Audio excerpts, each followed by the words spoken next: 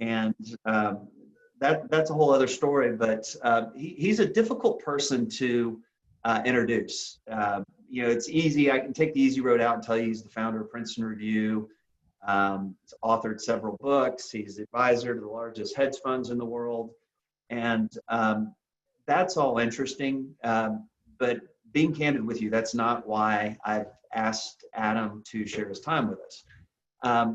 He has a unique perspective in an interesting way at looking at the world and seeking out problems and attacking them through a different lens. And so, there's a thing that Adam said that everything in the world makes sense. And when something appears not to make sense, it becomes his shiny object. And he goes after it, attacks it with logic, and finds out why it's behaving in a way that to maybe at first glance is irrational or not making sense. So, as I mentioned, hard guy to introduce, but is a great thinker, a great mind, and we really appreciate your time today, Adam. So with that, I'll turn it over to you.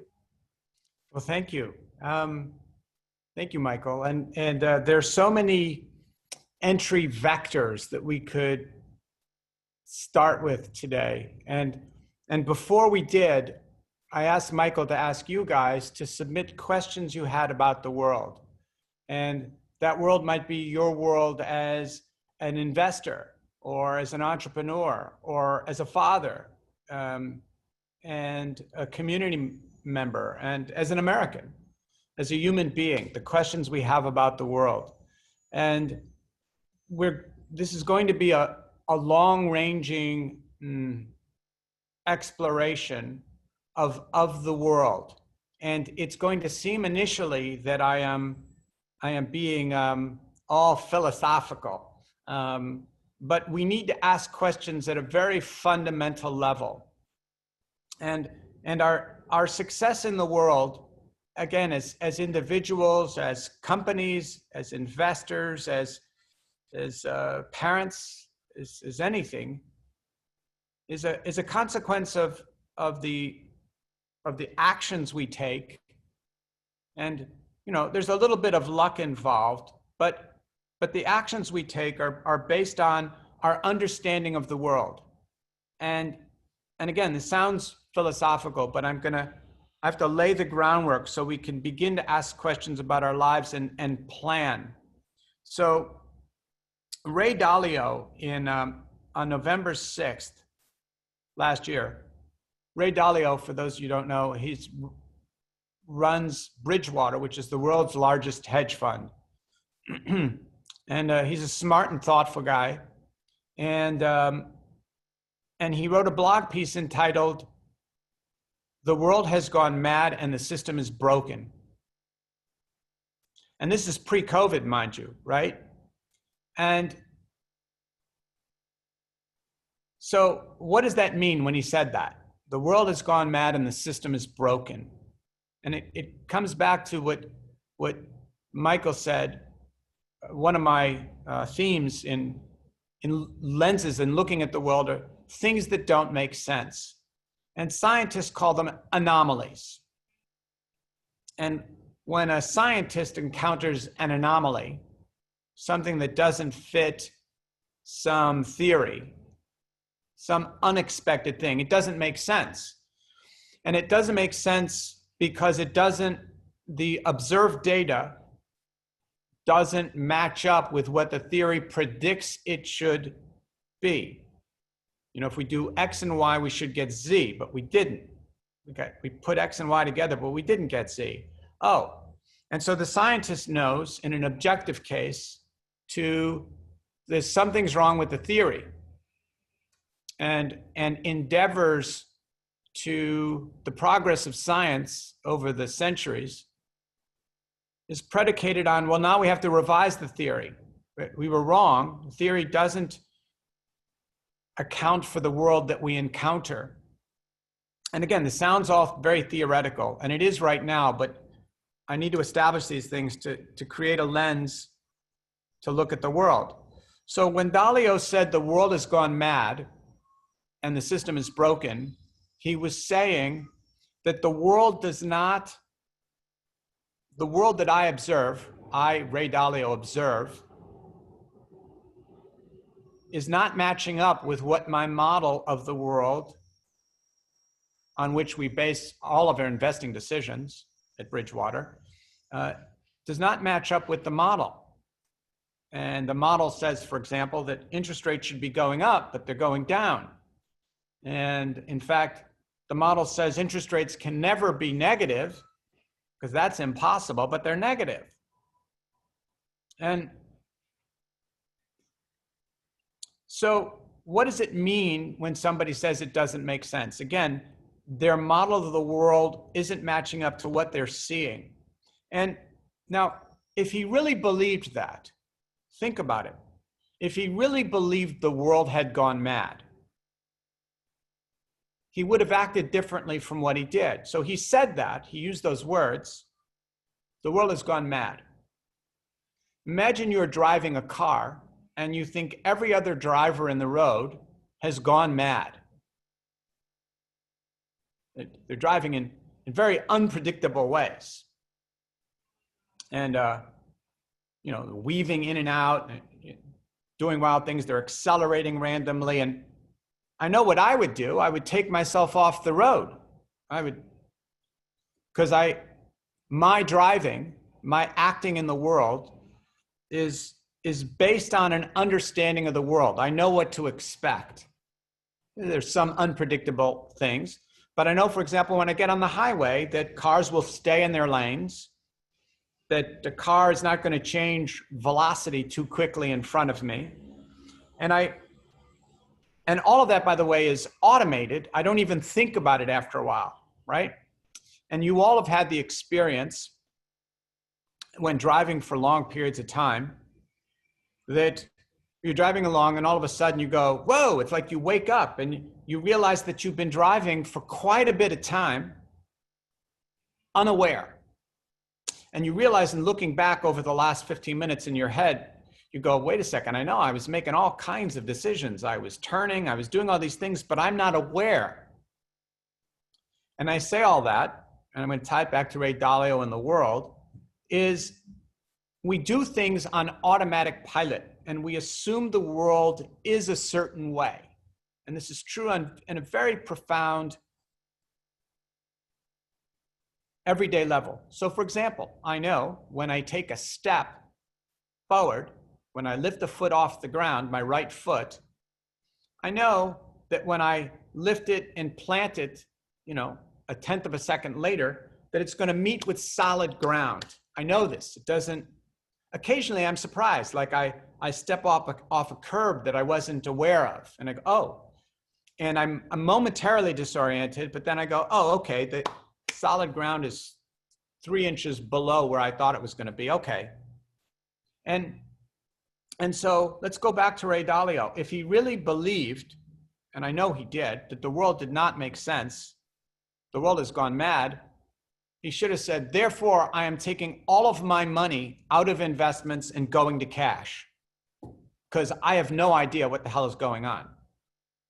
Now, he should have said that, but he didn't.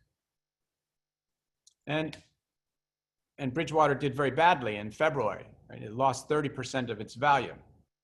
But he knew that was coming. He knew that was a risk.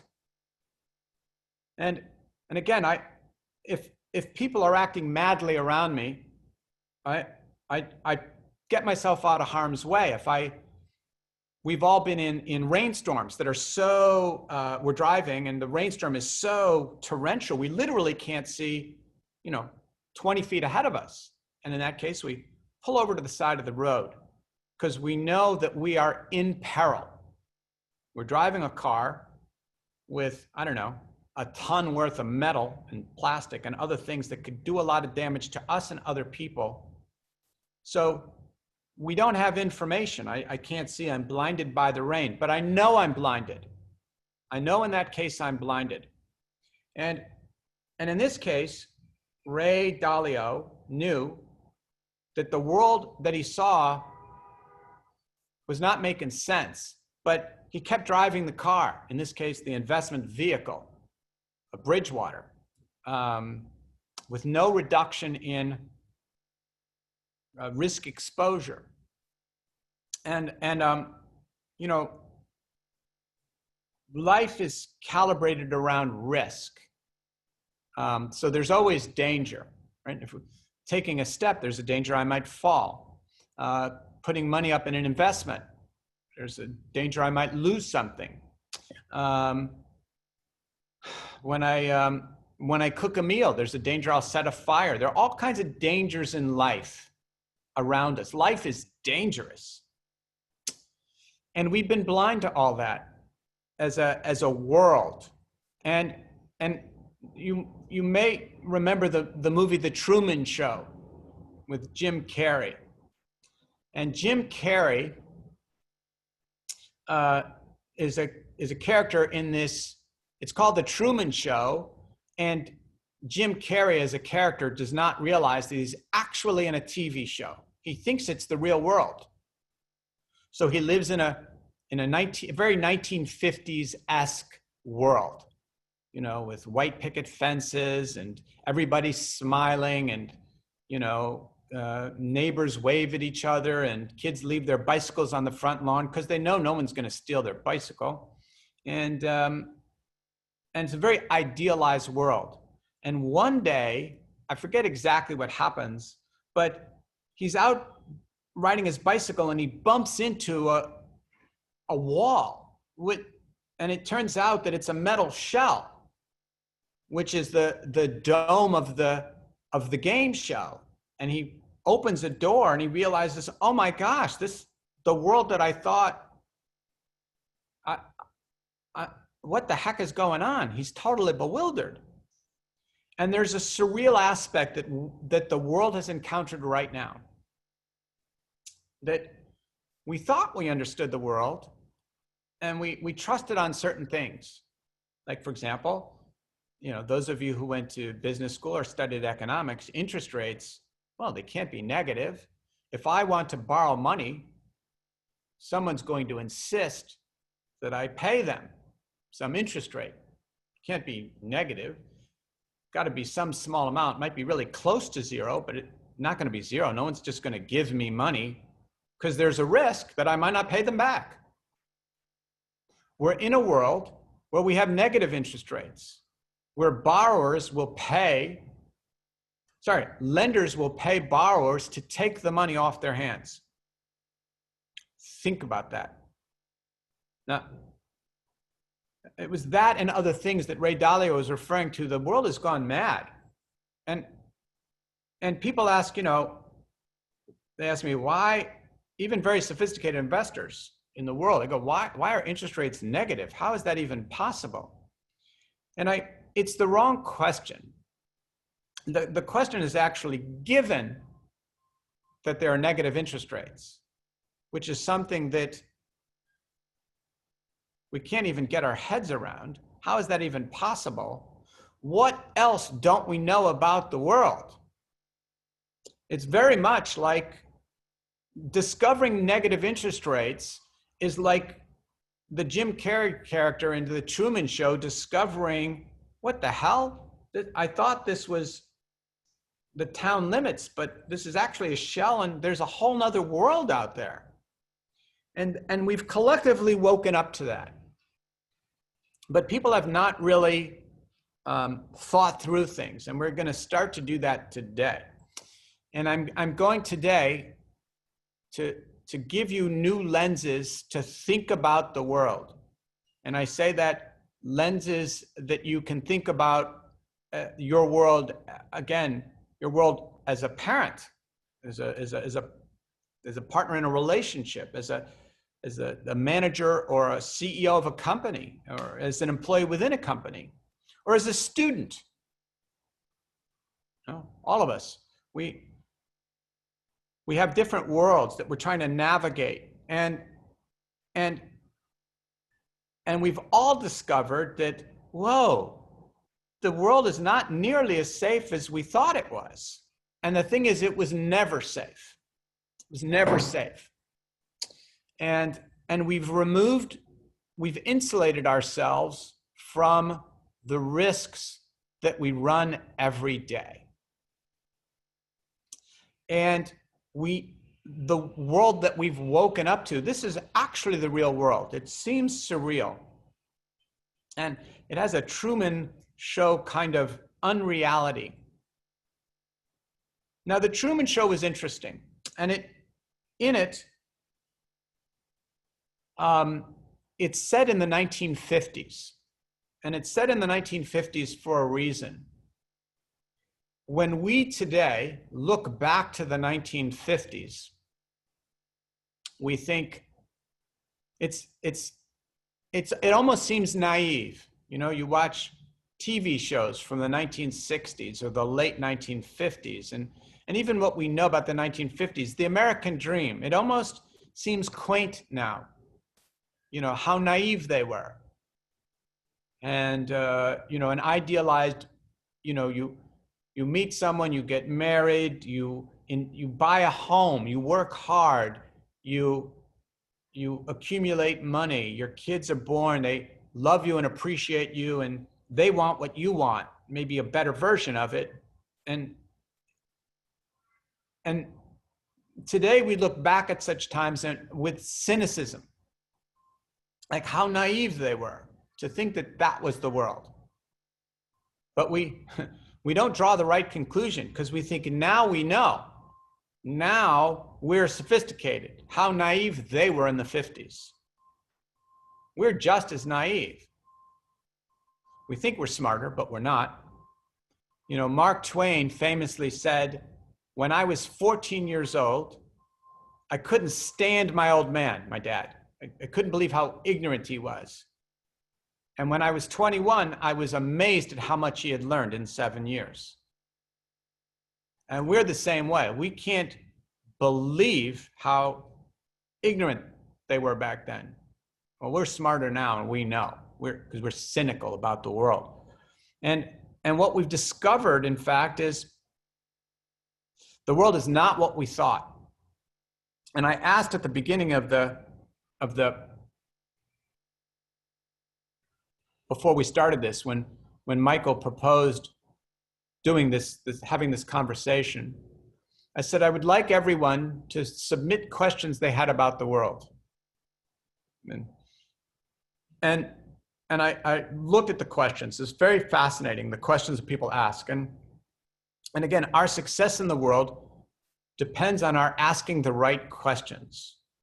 And, you know, Einstein said, the world we have is the product of our thinking. And to change the world, we have to change our thinking.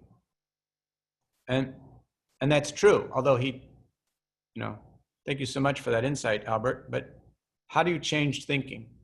And this is true whether the world is the world out there or our own world as the CEO of a company, or our world as a student. And what questions are we asking about the world? And what do we know about the world? Because we're discovering it's way different from what we thought. And again, once, for example, to go back to negative interest rates, once I know that interest rates are negative, something that was inconceivable, the next question, and no one's asking it, is, what else don't I know about the world?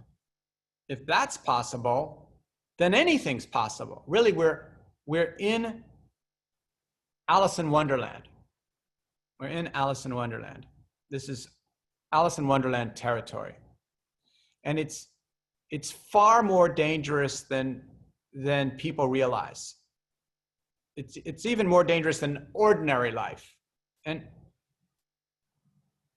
some 2,500 years ago, Socrates was asked, who's the wisest man in Greece? And he said, I am. And I said, really, Socrates? What makes you say so? He said, because I'm the only one who knows that I don't know anything.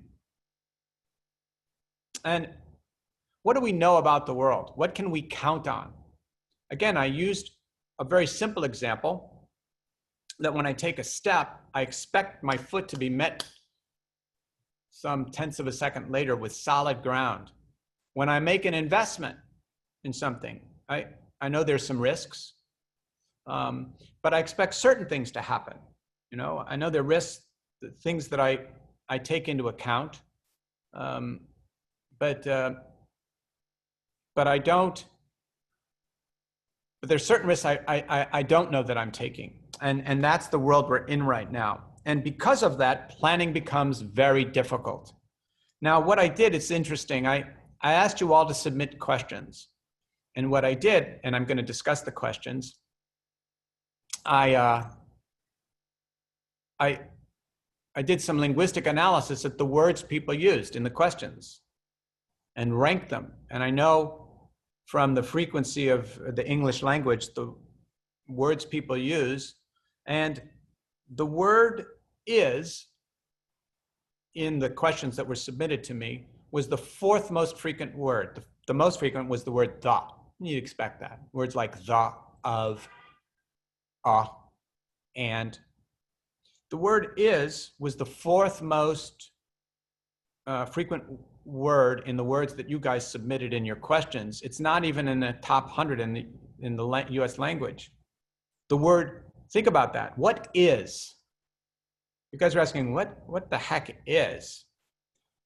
And knowledge is of two kinds. What we know, what is, and what will be. And again, it's still theoretical. We're going to tie it into very specific questions in your world, almost through with the groundwork. So not just what do I know about the world now, but what's going to happen in the future. So I'll give you an example of things people know about the world. I know that when I have a dollar bill, when someone gives me a dollar bill, I know there are people in the world, we call them Americans, who will, because we're a country, that'll take that dollar bill as having value. I know this. I don't think about it.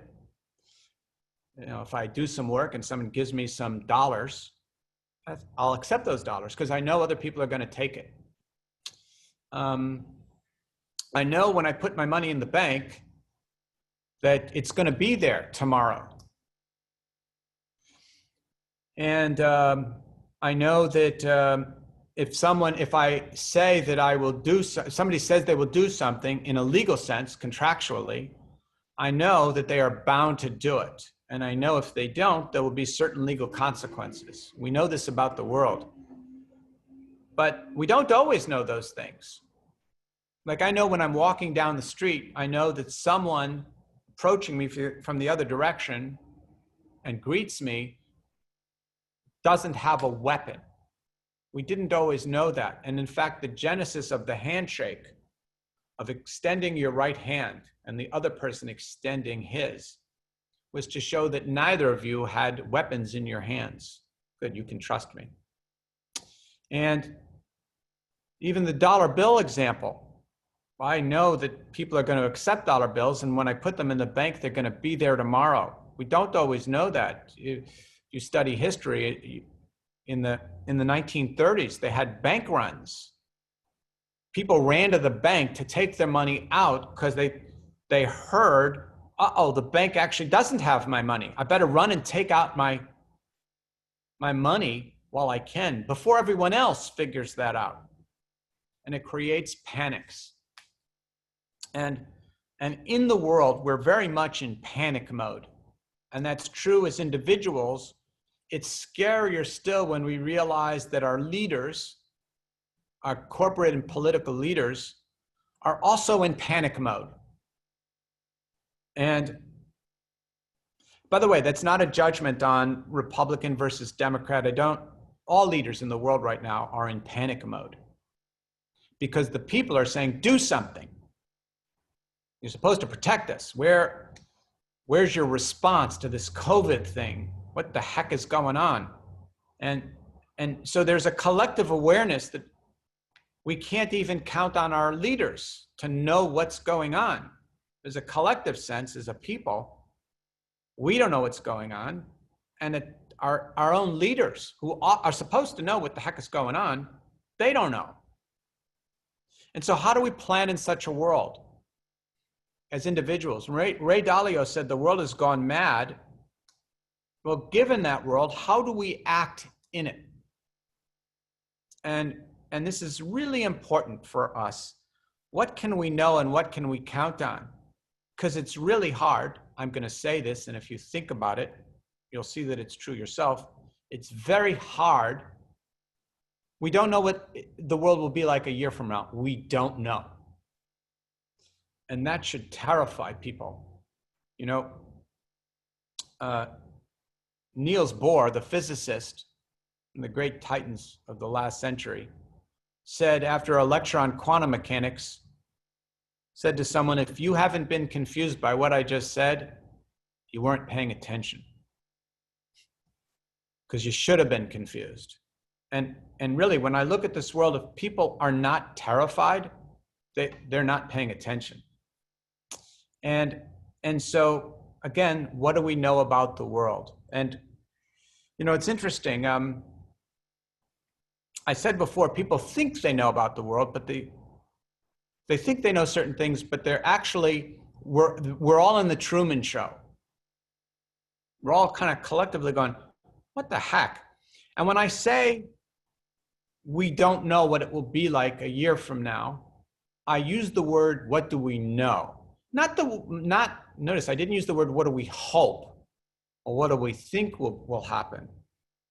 So people collectively in the world, they hope, they think that the world will go back to normal, whatever that means. Like in their heads, they have a notion that once we have a vaccine and we take care of this, then things will kind of go back to normal. Might take, 2 years, but things will go back to normal. Normal, whatever that is. But the world has already been revealed as a Truman Show. So it's not going back to normal. Again, given that we have negative interest rates, what else don't we know about the world? And I used this example once before. I said, if I have a pen here, and if I were to drop it, let it go out of my hands, it fell. But if I'd let it go and it rose against what I know to be the laws of gravity in the universe, it wouldn't just be like, oh, gravity doesn't work. It'd be, what else don't I know about the universe? And these are all very serious questions we need to answer. And I'm going to use an example from my clients about how I'm not going to name any names, but these are all very sophisticated men who manage a lot of money for other people. And in the summer of 2017, almost exactly 3 years ago, this is to give you a frame of reference, we're 3 months into the new presidency, and the market was melting higher, melting up. And a few of my clients independently asked me, Adam, why is the euro dollar, which is the exchange rate between Europe and the United States, why does it keep going up? And I was so intrigued by their question that I had a hypothesis. And I said, let's come in and let's talk about the euro dollar and other things. Because they were saying the euro dollar doesn't make sense. They were thinking it should go lower, which is to say the dollar should go up and the euro should go down, but the opposite was happening. And I had a hypothesis. So what I did is I went to see them individually, and I said, so you asked me about the euro dollar. I said, I have 2 questions for you before I answer that. Mind you, these are very, very successful investors, and they know about the world. So I said, I have 2 questions, and then we'll talk about the euro dollar. Are US interest rates higher or lower than they were at the start of the year? So year to date, we're in the middle of the year, are US interest rates higher or lower than they were at the beginning of the year? Each one of them said, well, higher, of course. Why even asking that? I said, okay. Second question, are European rates 10-year rate yields, and I use the German rates, just the Bund rates, are German 10-year yields higher or lower than they were at the beginning of the year? Same few people said, like, lower, of course. What are you even asking us for? They'd say me, because I was doing it individually. Anyway, I said, okay, let's fire up your Bloomberg. Let's look at a 3-year chart of US interest rates, 10-year yields. They went to their computer, and they pulled it up, and they looked at the screen, and they went like this. Each one, they went, huh? And they were perplexed. They said, well, I'll be damned, US interest rates are lower. And they were genuinely confused. So they had to look like this. I mean, they were like, because in their head, it didn't even occur to them to ask whether they knew interest rates were higher. So mind you, they were making investment decisions about the world, managing billions of dollars in a world that they actually thought they knew, but they didn't. Didn't even occur to them to ask, because they knew interest rates were going to be higher. Sorry, interest rates were higher, not were going to be, they were higher. And I said, okay, well, what about German yields, 10-year yields? Do you want to change the answer to your prior question? They said, oh no, those are definitely lower. You got me there on US interest rates. I did not see that one coming. But German 10-year, they got to be lower, much lower than I thought, because I thought our rates should be higher. They're low, so German rates must be even lower. I said, okay, let's check it out. And they fired up their Bloomberg, and they looked at the screen and went, what the hell? They're higher. Not higher just than US rates, they were absolutely on a relative. German rates had gone up higher, and US rates had gone lower, which was the exact opposite of what they knew about the world. They knew about the world, it didn't even occur to them to question. Bertrand Russell once said of Aristotle, that Aristotle, right, one of the greatest philosophers and thinkers of all time, asserted that women had more teeth than men. Sorry, men had more teeth than women. And Bertrand Russell smiled and said, it didn't even occur to him to ask his wife to open her mouth and check that out. That's, okay, men have more teeth than women. Let me check this out. Let me just see. Let me verify. And it didn't occur to him to do that. And it didn't occur to my clients to question something as basic as US interest rates. And if you don't know much about investing, interest rates, like when you go to a doctor, the first thing they do, sort of basic checkup, is they check your pulse and your blood pressure, your temperature, certain basic things we got to know about a human body, because then we can drill down and I can ask you your symptoms, but I got to know that first. And the things that they thought they knew about the world, it didn't even occur to them to question. You know, Donald Rumsfeld famously said, there are known knowns, we know them, and there are known unknowns, we know that we don't know. And he said, but there are also unknown unknowns, things we don't know that we don't know. And I would add a fourth. There are things we think we know, but we don't. And that's the world we're in. And so some of the questions that people have asked are that, you know, I ask for questions to be submitted are, where's the price of oil going to be a year from now? And who's going to win the US election? And who are going to be the winners and the losers in the economy? When are things going to go back to normal? Like, these are the questions that people were asking, that was submitted to me. And they're all really beautiful questions, and they're honest questions, and questions like this: what skills should my kids have in the world? You know, I'm a dad, or the questions were submitted anonymously. I don't, you know, could have been a mom asking the questions. But certainly a parent, what skills should my kids have to prepare them for the world? And these are all questions, really beautiful questions. And so now I've just told you that we're in a world that we have no idea what's going to happen a year from now. And again, people hope that there'll be a vaccine and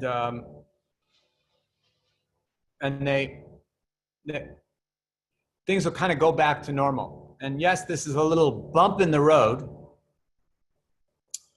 but you know, it might take a little longer than I expected, but surely there will be a vaccine. And surely a year from now, or 2 years from now, people won't be needing masks to walk around, and business will struggle to kind of get back on its feet. But this has been a big wake-up call that we're all in the Truman Show. And we need to examine everything. As individuals, what do we know? And that, again, as Americans, what do we know? Some of the questions are, who's going to win the election, Trump or Biden? And some of these things I'll give you frameworks for thinking about it. And one thing that we do as investors, we know to do this, and as entrepreneurs, as business people, but we don't carry over the thinking into our everyday life, is the notion of planning for contingencies, right? So if I have a manufacturing company and I need a certain supply, say of copper or of textile from some plant in China, or I need a certain chemical that I get from a manufacturer in France, I need to have contingencies. Like, what happens if those supply chains are, right? We have contingencies. What if? And so we need to plan for various contingencies. And who was it? It was Eisenhower. Eisenhower said that in war, plans are useless, but the act of planning is indispensable. The act of planning is indispensable. And so we have to consider different scenarios. And there, again, scenarios as parents, as husbands and wives, as investors, as Americans, different scenarios. And scenario planning, you know, is a discipline that became, sort of rose to prominence in the 1970s. And because in 1970s, there were various shocks that we didn't expect, like the oil embargo. All of a sudden, we knew oil was always going to come into the country, and all of a sudden, there was an embargo. No, oil is not coming into the country. Whoa, what do you do now? And there was one oil company that made money during that period. It's either British Petroleum or Royal Dutch Petroleum. Forgetting actually right now, it's a long time ago. And what they had done was they had actually run through a scenario where there was an embargo. A couple of years earlier. So when the embargo happened, they had already run through that simulation. They already had a scenario.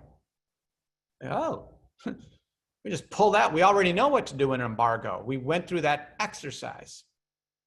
And what Eisenhower meant by plans are useless, but the act of planning is indispensable. You know, that's reminded of the old boxing saying, you know, every boxer has a plan until he's hit.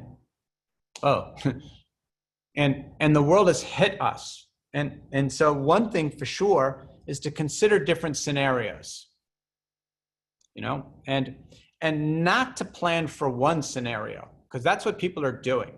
So for example, our central bankers are lowering interest rates. They're flooding America with money. And they hope it works. But there's no plan for what happens if it doesn't work. They haven't even considered the possibility that it could be doing more harm than good. Hasn't occurred to them. And one question I always ask myself about the world in planning ahead, and even in my job in anticipating global markets, price of gold or the US dollar or banking stocks, whatever it is, you perform an analysis and you go, this is what will happen. But you should always ask yourself,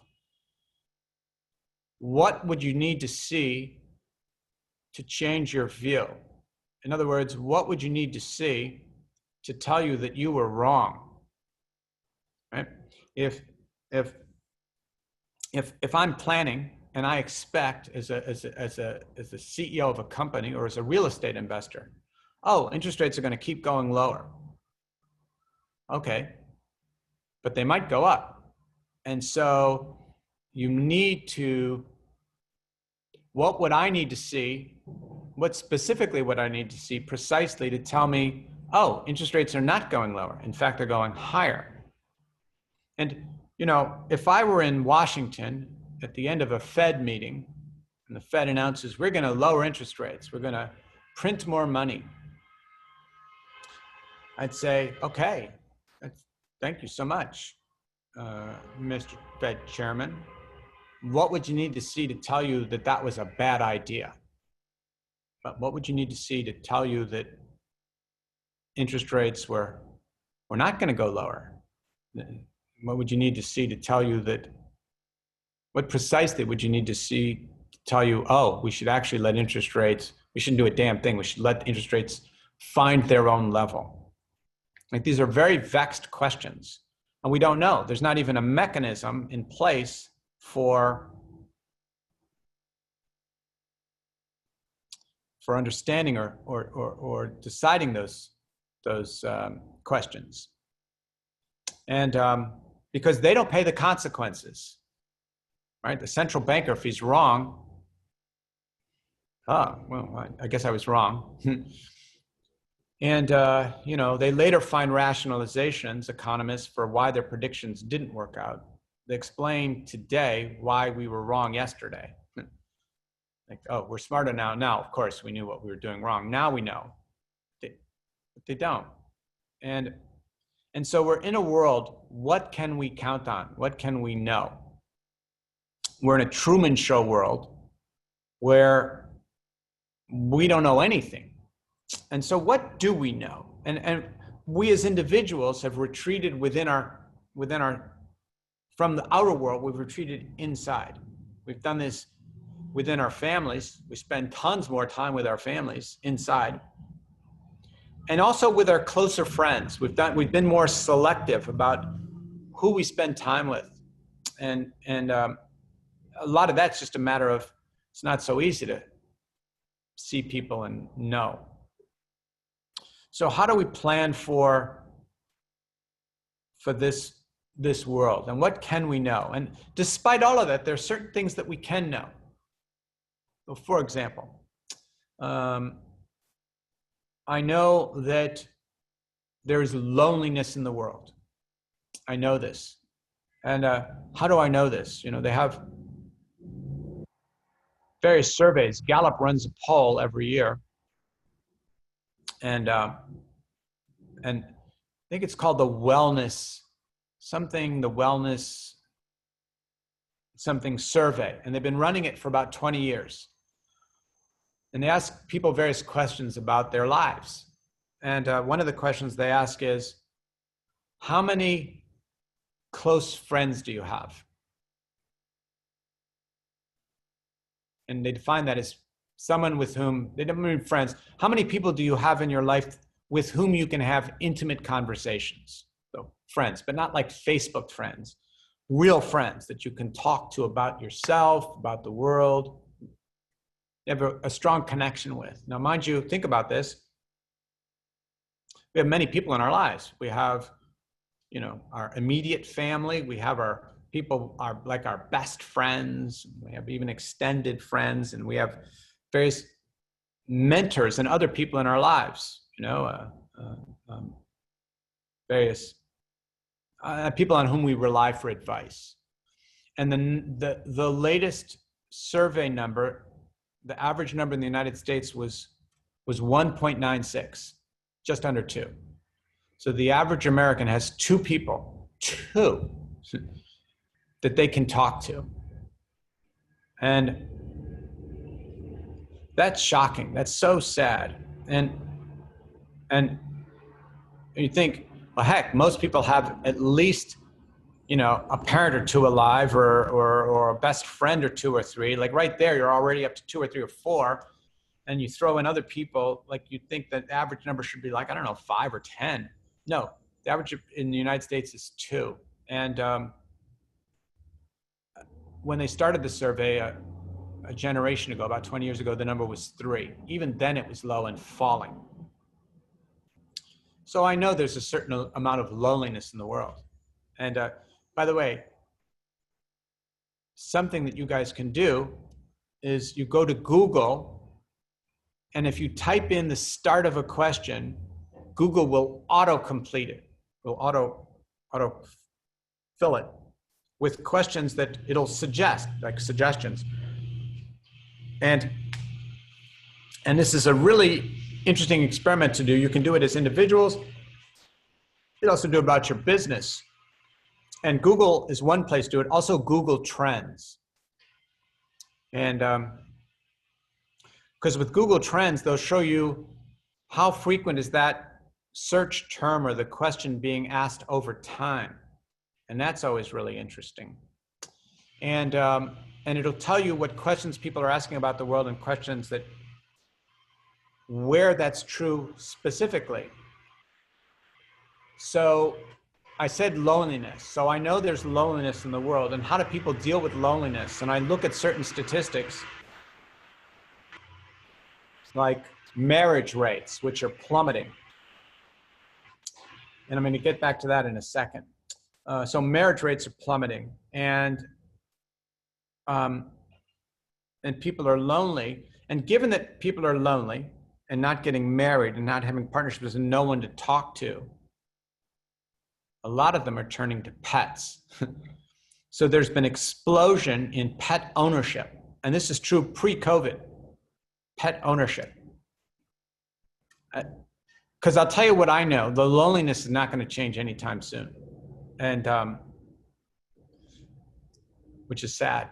And so I know that, like, if someone were an entrepreneur and they said, Adam, what kind of business could I start that I know that, I'd say pet ownership, pet products. By the way, plant ownership, same thing. People are retreating within their homes, and this is true pre-COVID. And so they're finding ways to satisfy their real human needs for connection in other ways within the home. And if I have nobody to talk to, I'll get a pet, get a dog. I can walk the dog or talk to a cat, or take care of a plant. So an experiment you guys can do is, if you type in to Google, it has to be the Google search page, the actual search page, like with a little bar, empty bar. Type in, why do I feel so? And you will see it will shock you what people are asking. And when you do that, the number one question is, why do I feel so tired? And of the top 10 responses, about 5 of them are permutations on tired. Why do I feel so weak? Why do I feel so lazy? It's all permutations on tired, but tired is a euphemism for depression. And people are asking that question. They don't realize that they are depressed. But because they don't realize they're depressed, they just, well, I'm not depressed. I just don't have any energy. I just don't feel like doing anything. And then, this will also interest you, if you type in, why is everyone else so? And you look at the responses, there are responses like this.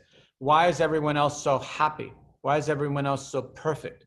Why is everyone else in a relationship but me? Why is everyone else so skinny? Now, by the way, when someone types in, why is everyone else so skinny? They're saying, I'm not. When it says, why is everyone else happy? The implication is the person searching is not happy. and so you get a lens on what people are thinking about the world. And so I'm going to wrap this up. I know it's been an extended framework for thinking about the world. And then we're going to I'm going to allow Michael to ask the questions that you guys have asked. And now I've given you a framework for thinking about them. And before I do, I'm going to sum up the entire world, what's going on. And so the world has been broken for 75 years. Broken. And it's actually been broken longer than that. I can actually trace it back about 25 centuries. But let's just deal with the last 75 years. In the last 75 years, and now we're going to get very practical and tangible about this world. The last 75 years, mind you, this was at the end of World War II. And mind you, the world was coming out of, a devastating global war. Tens of millions of people who died. And at the end of also the Depression, right? So the world was just utterly shattered and it had to rebuild. But there was a lot of optimism at the time, optimism about the world. The Marshall Plan was announced. The United States would help rebuild Europe. And the American dream was born, right? The GIs returned and the American dream began, kind of like the Truman Show. And the American dream was, I want what my parents had. I just want more of it. So if my parents had an apartment, well, I want a home. And if they had a home, I want a bigger home. And in fact, I want two homes. And I want two cars, two TV sets. I want two of everything. And I'm willing to go into debt to make that happen. And so we did, as individuals and as a country. And that was okay because we knew we were going to grow.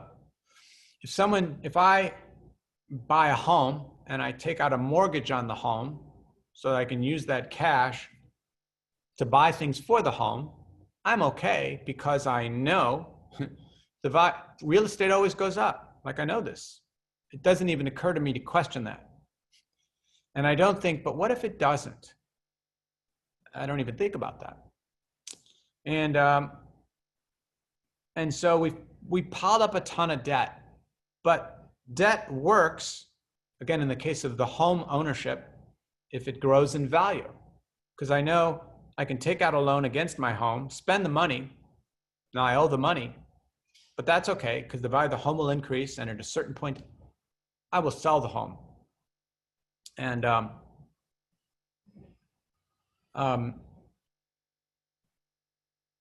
be able to pay off the debt and, in fact, make some money.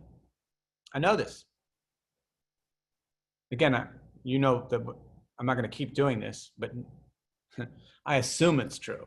It doesn't even occur to me to question that that's true. It's axiomatic. Real estate always goes up. That's true. Everybody knows that. And so I'm planning a life. I'm making life decisions based on something that I actually don't know. I assumed it was true. It never occurred to me to doubt that. Now, what happens if the price of the home goes down? Now I'm in trouble. And so the world went into debt. And it's the amount of debt in the world right now is terrifying. And it'll never be repaid, ever. But we don't think about that. Okay, so uh,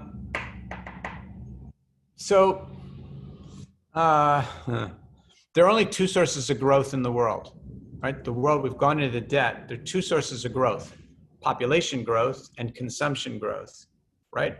So individuals have gone into debt, companies have gone into debt, countries have gone into debt, governments, state and federal, local, state, federal, the entire planet awash in debt. But that's okay because we'll be able to pay it back, but maybe not. And so, but we don't think about that. What if we can't pay the debt back? And what if we don't grow? And that's what's happened. So again, two levers of growth in the world. We need more people, and we need each person to consume more. That's been the engine of the global economy for the last 75 years. But it was never sustainable because it required permanent growth. We had to grow forever. Growth at all costs. And occasionally there's slowdowns, and people go, yeah, well, we knew there would be slowdowns, but they're just little bumps in the road. You hear economists talking about, will there be a recession? It's so naive, because the notion of a recession assumes ongoing growth, that an ongoing growth curve, right, that things will keep going up, hard to do from your side, going up and to the right, this is up and to your right. And it might have a little dip within that. We call a dip a recession, but then it'll go right back up like a little bump in the road. And it doesn't occur to them what happens if it never really was growing. It's all based on debt. And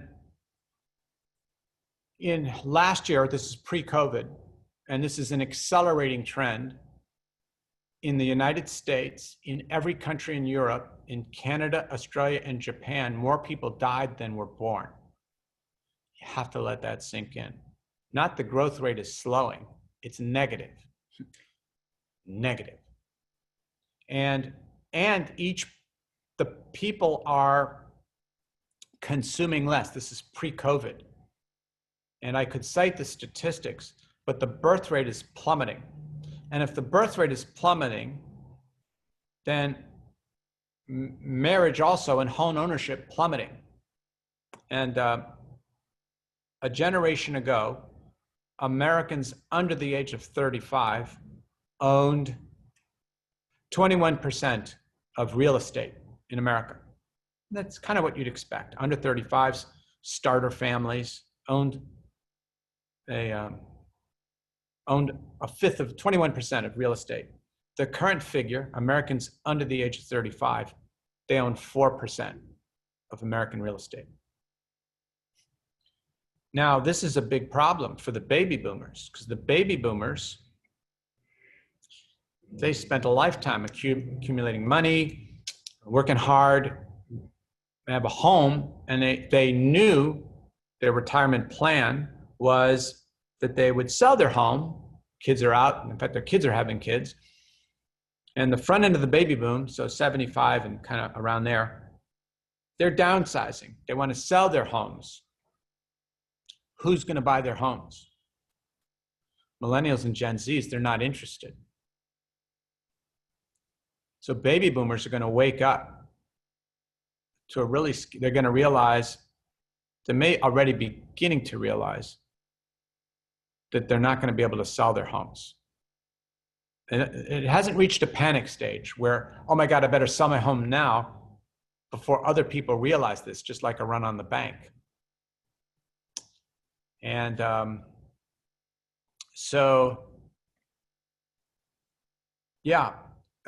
we have these periodic crashes, like we had there was a crash in like 68, then there was another crash in 74 where the market drops 50%.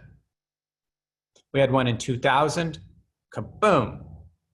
And we had one we had a little mini one in 1987, 25% drop in a day, 19% drop. And then we had one in 2007 to 2009. And each time the solution was to go into more debt to prop up something that is actually moving the wrong way. And because population is shrinking. And because young people are not getting married, if I don't need a home, I don't need to buy the things for the home. Shrinking. Consumption is shrinking big time. And I don't know the average age of the people on, listening, but if you know anyone under the age of 35, you realize that's true. And they're like aliens. They don't want what their parents had, but they're not actually asserting what they want. And because they don't know. And why don't they know? Because they can't imagine a future. They don't know what the future is going to be like. And so that's the world we're in. And we keep going into debt and propping things up for a world that actually was never sustainable. And this is so I'm going to tackle specific questions that Michael's going to ask, or you guys can ask individually. And now I've given you a framework for thinking about the world. And so there, Michael. Thank you, Adam. I greatly appreciate that. One thing we built in, because I know you were generous enough to allocate up to 3 hours of time for us, was an intermission or a break. How's your stamina going? Oh, my stamina is fine. So you want to jump right into questions? Sure. All right. Man, I feel like I'm playing God here for a little bit because I've got the whole list. Just pick one at random. Just pick one. It seems to be, Okay. Well, I know a fair amount of the people on this call, and they are economic mercenaries. If you had one trade to make right now to make money, what would that trade be and why? Okay. So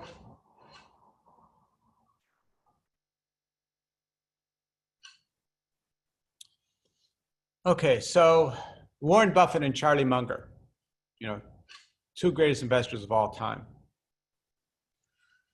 They set out to invest in all the everything I've talked about. I'm going to answer that question and come. They actually approached it as philosophers. Everyone views them as,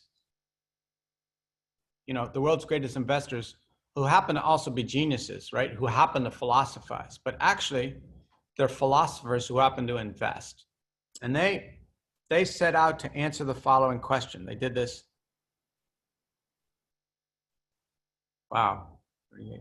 almost 60 years ago. This is what they knew about the world. Given that I don't know everything about that world out the window, I don't. Given that even what I know that's incomplete, I also know that some of what I know is incorrect. I also don't know what you, Michael, know. I don't know what other people know, right? And my reasoning is fallible. And so given those four things, my knowledge is incomplete. That's indisputable. My knowledge is incomplete. 2, it's more or less mistaken. I can't be sure about everything. 3, I don't know what other people know. Right? Like if I'm going to buy something, someone's going to sell it to me. I don't know what they know. And my reasoning is fallible. Given those things, how can we invest in the world? What do we know for sure? And their conclusion was, we know that human enterprise will increase in value, that we get better as a species at doing things. We know this. And now, that's not to say we do the right things, but our technologies, our ability to do things in the world, whether it's create food or launch a rocket, whatever, or communicate, we get better at doing that. So the value of human enterprise goes up over time. Do we know that for sure? Yeah, my knowledge accumulates. Now, I can forget certain things, but if someone said, what can we know about the world? I would say that would be one thing. Like, we know that human enterprise, we get better at doing things. Not always good things. We get better at killing people. And we get better at causing harm. We get better at curing things also. But we get better at doing things. So the value of companies goes up over time. So then they stacked, okay, we know that. So our goal is to find companies, the best companies, because those are the ones most likely to go up the most in value. And then within that, remember, I don't know what other people know. So I have to factor in, where do I have an edge? They call it a circle of competence. Where do I have an edge? Like, I don't know much about, chemical companies, so we're not going to invest in chemical companies because we know zip all about chemicals.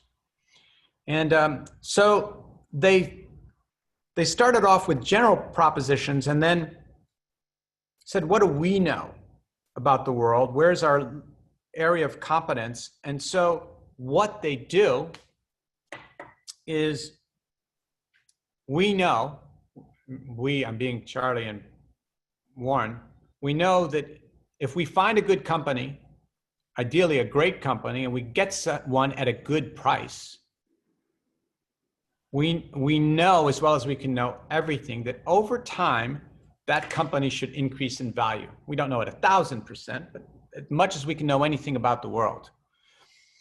And over time, we also know people's emotions go up and down, up and down.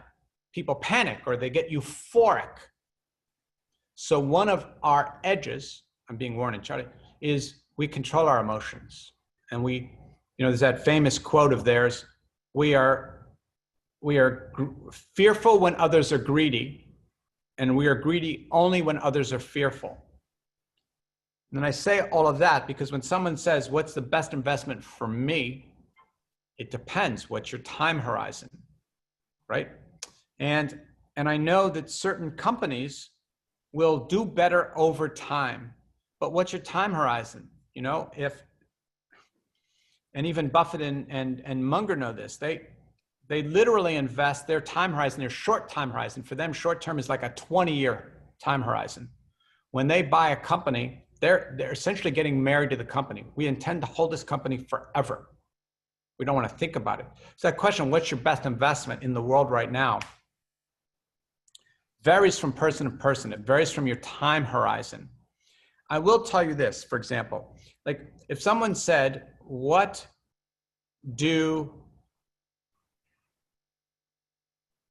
U.S. stocks be higher or lower than a year from now than they are today? I don't know. But I do know, as much as I can know anything, that relative to the rest of the world, they'll be doing better than the rest of the world. I know that the world is struggling. And I know in such a world, it's a winner-take-all world. In difficult times, the advantage of the stronger companies over the weaker is amplified. We're in a winner-take-all world. So I know that the best companies will continue to be doing even better and better, which is why people are bewildered. They look at stocks like Amazon and Microsoft and Google, and they go, and Apple, the valuations, look at the valuations, it's crazy. But in a difficult world, I used to call it a low to no growth world. It's now a negative growth. In a negative growth world, in very tough environment, the best companies will continue to eat the lunch and do better than the weaker companies. So the winningest stocks will keep winning and the losingest stocks will keep losing. That's because of the world we're in. Now that could change. You could say, Adam, again, give me that question back. What would you need to see to tell you that wasn't going to be the case? That we're not in a winner-take-all world. That in fact, the world is actually at the birth of a new renaissance, and we got a utopia. It's coming off, and actually the weakest companies are now going to benefit even really strongly.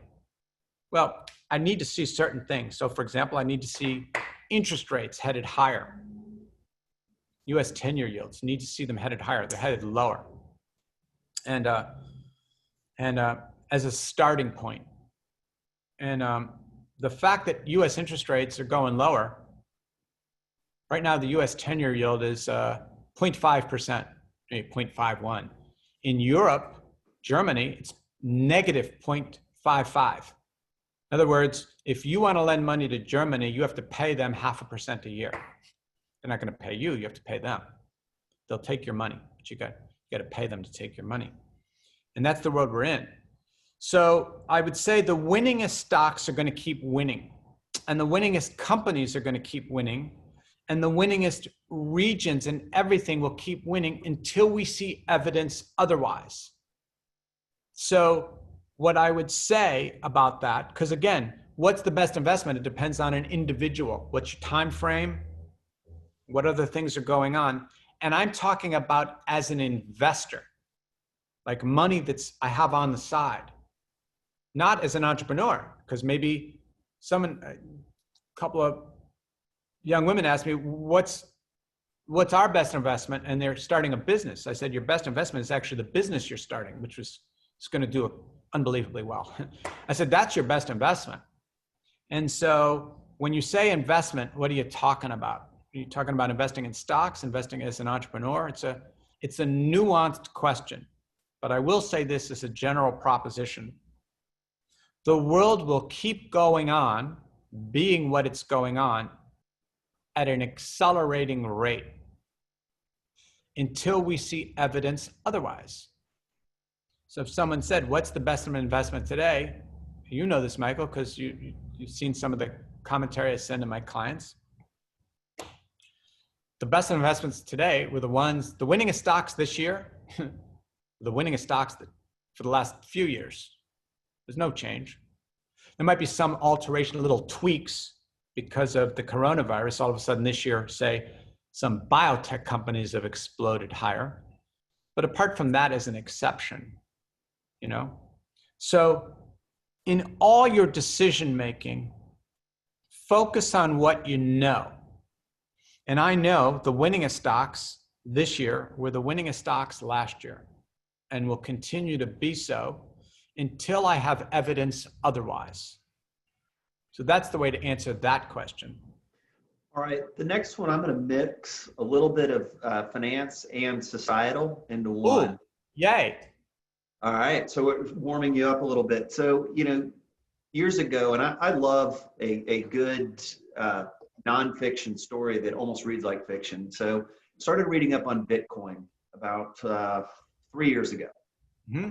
And what I didn't understand about it is it really started more as a libertarian movement, as a way to keep your transactions and your identity private. And over time, it started moving into illegal markets, ways to buy guns, drugs, hackers, things like that. In recent years, people have been trading it and discussing using blockchain technology as a viable form of currency, reducing transaction fees. Wait, I get all that. So wait, what's your question? So the question is, one, do you think Bitcoin is viable as a financial instrument? And then the second is blockchain and Bitcoin. What do you think the implications are for society as a whole?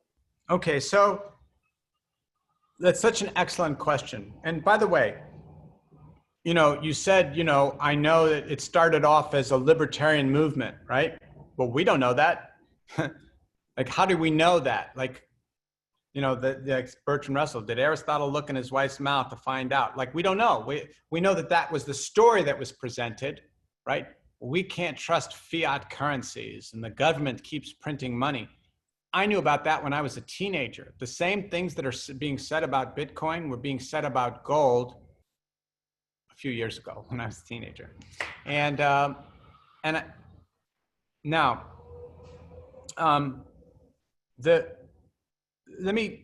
are a few things we need to talk about. So Bitcoin as an investment, wow. By the way, I don't mean to keep singling out Warren and Charlie, even though they're geniuses, but I'm going to single it out now. They know that they're buying a company and they know the value of the company, what it does in the world. And with Bitcoin, it is pure speculation. pure speculation. And essentially it's a game of, do I know more than the other guy? And it's amazing to me, you know, I said this a few years ago with Tim Ferriss, you know, there are various books about like how the average guy can beat Wall Street, how you can compete with the big guys. And I'm astonished every year that there's a whole new group of young people, and sometimes older people, who enter markets, decide to become investors.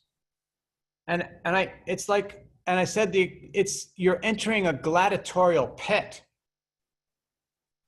It would be like someone saying who's never fought a battle in his life ever, I think I'm going to take up mixed martial arts. I'm going to get into the ring with, you know, one of these animals. A lot of these are good guys, but they're ferocious and they'll crush you. And that's what they do. Oh, I'm gonna be an investor. And you go, you're going into the gladiatorial pit. It's a mixed martial artists that are and their goal is to take your money. And if you don't have an edge, remember Buffett and Munger stayed within the circle of their competence. Like, we're gonna stay within our circle of competence. We're not gonna go outside of that. Because the edge that someone else has, they'll take our money. And so Bitcoin, first, it's pure speculation. Second, I will tell you this is a fact, it's manipulated. It's unregulated. And there are, in the early 1900s, in the late 1800s, in fact, until, I forget when investing started to get regulated. It's probably around the Depression. But, you know, it's pump and dump. There were literally, you know, there's the famous story of Cornelius Vanderbilt, who was asked by his pastor on a Sunday church, what should I invest in? And Vanderbilt told him, railroad stocks. And a couple months later, railroad stocks had plunged in value. And Vanderbilt goes up to the pastor and gives him a lot of money. And the pastor said, you know, why are you doing this? I realize, you know, you're the great Cornelius Vanderbilt. You can't predict the future. I knew when I was taking a risk, and I really appreciate your telling me that, you know, like, I thank you for that. Why are you giving me this money? Cornelius said, because I knew they were going down. And I knew that you would tell other people that they were going up. And I was counting on that because I was going to sell. I knew that you would tell other people, oh, Vanderbilt says buy railroad stocks. And I was counting on that so I could sell them. I knew they were going down. So I wanted to make you whole because I didn't want you to suffer. And, you know, they had inside information. You know, it's only recently, was it Reg 2000? I think in the year 2000, where all information had to be released to the public. Before that, you had no idea. And Bitcoin is like that. It's like the wild, wild west. And you can be sure that the people you're trading against know a lot more than you do.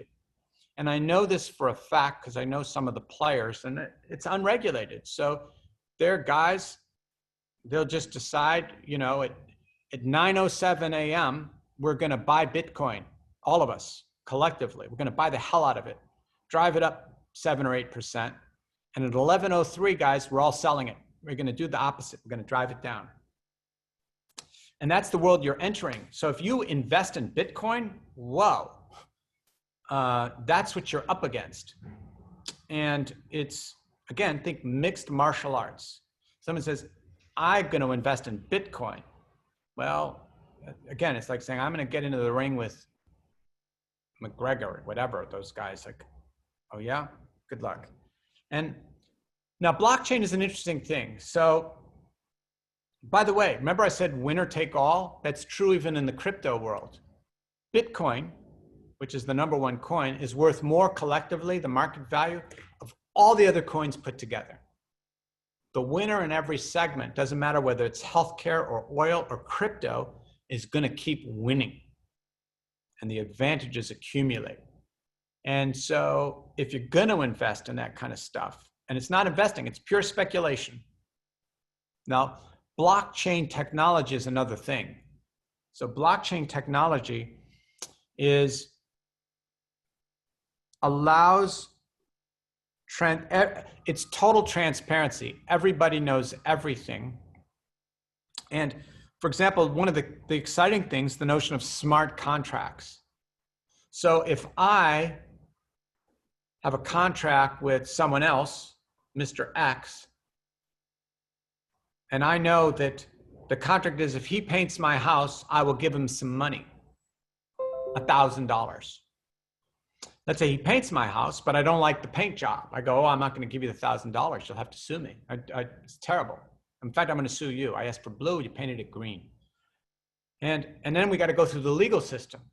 Well, with smart contracts, if conditions are met, the money gets automatically transferred. So it does away with, I don't have to trust the legal system. Remember, we talked about knowledge and what do we know and what can we trust. With blockchain, I know I'm going to get paid. But not always, because you've heard about cases where these blockchain exchanges have been hacked, right? So there's a lot of still uncertainty around that. And so what I would say is we don't know. And here's the other thing.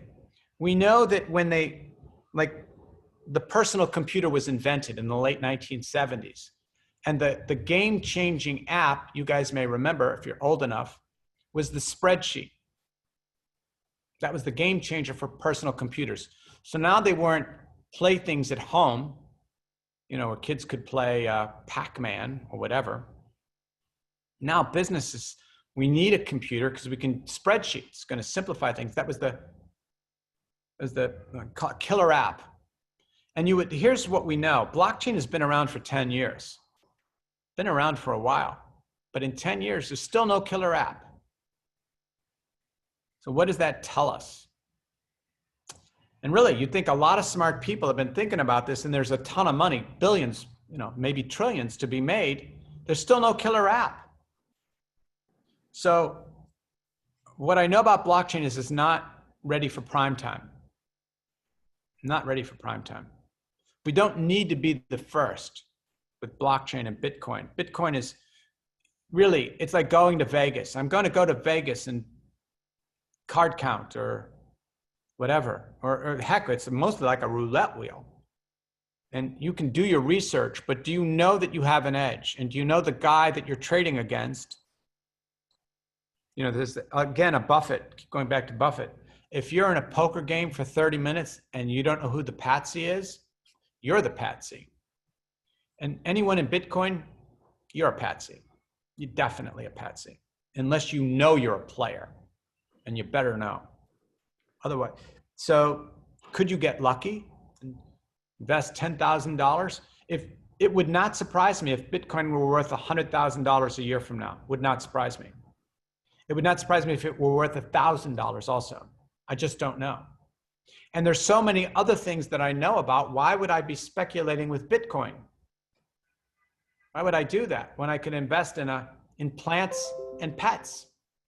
I know a company around that is going to do really well. Why do I have to, and a lot of the Bitcoin stuff is get rich quick. People think, oh my God, look at this. A lot of it is they get caught up in get rich quick mania. It's not an investment. It's speculation, wild speculation.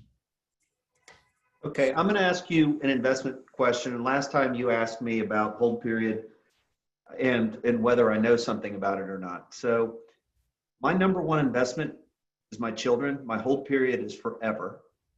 And knowing what you know now or what you don't know, what skills should they be learning? What things should I be teaching them to give them the edge that you talk about? And then the follow on to that is... Well, wait. You got to answer one question at a time. I'm not going to be able to... Sorry. I have a Cocoa Puff size memory. Okay. And I can't... So So, of course, you invest in your kids, and we as parents, how do we prepare for the world? How do we prepare them? And here's what I know. I do know that in 20 years, everything a human being can do, an algorithm or a robot can do it better and faster and more efficiently. I know this. So we're in the early stages still of AI and things, and it's not really AI. There's nothing intelligent about it. It's just very clever pattern recognition, but it's improving exponentially. And so I know that in 20 years, machines will do everything better than a human being. That's for sure. And machines are a robot. And I mean literally everything. And so given that machines and algorithms can do everything better than I can, what skills should people have as individuals and, preparing for the world? And one is these sort of meta skills, right? Like what can we know? Ways to think about the world. That should be taught. And another, and I think it's the most important, I think the secret to success in life, and I think this is remember I said earlier, forget thinking or hoping or feeling or believing. This is what I know, that if you want to succeed in life, you have to get other people involved. And that doesn't matter whether you're succeeding in a relationship or succeeding in starting a business or running a company or the world or our country, right? To succeed, I have to enroll other people. So my success in the world is going to hinge on one thing: their belief, their trust in me. Like, do they trust that I'm a good person? Do I know what I'm doing? Right? Someone can trust that Adam's a good person, but he's a lousy cook. Do not ask him to cook a meal. You can trust him about everything else, but not about cooking. And so can I trust this person? Do they know what they're doing? And are they doing something I want to be a part of, right? The ability to get people excited about a future with you. And that's true whether it's a future in a marriage, like one-on-one, or running a company. And it really comes down to people skills. And people use that word, people skills, and it's vague. But if you drill down, really, the number one, I would say, skill is the ability to get people to imagine. And by that, I mean your ability to paint pictures of a future. Everything human is future oriented. What's going to happen? And to enroll others, we got to get them to think, wow, I want to do that with that guy or that woman, right? And so again, that's true whether I'm starting a business. I have to be able, if I want an investor, if I have a startup and I want investors, I have to paint a picture that I know what I'm doing. And this future, they go, wow, we can see that. So the ability to get others to see a future and imagine a future with us is key to everything else. If they can't imagine a future with us, they're not going to join us, whether it's in a relationship or running a company. And so I would say that the ability to enroll others, and there are all sorts of sub-skills about that, right? The ability to listen to others, to let them know that you care about them. And so I would say that's vital.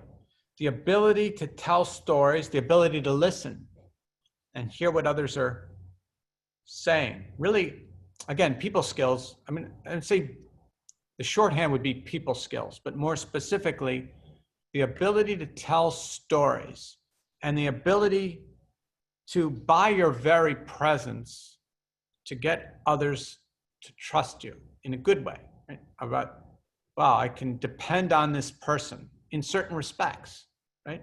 Someone that I trust to do brain surgery, I may not trust to run my investment portfolio, or, you know, to tell me jokes. So I would say that. And also just choosing a life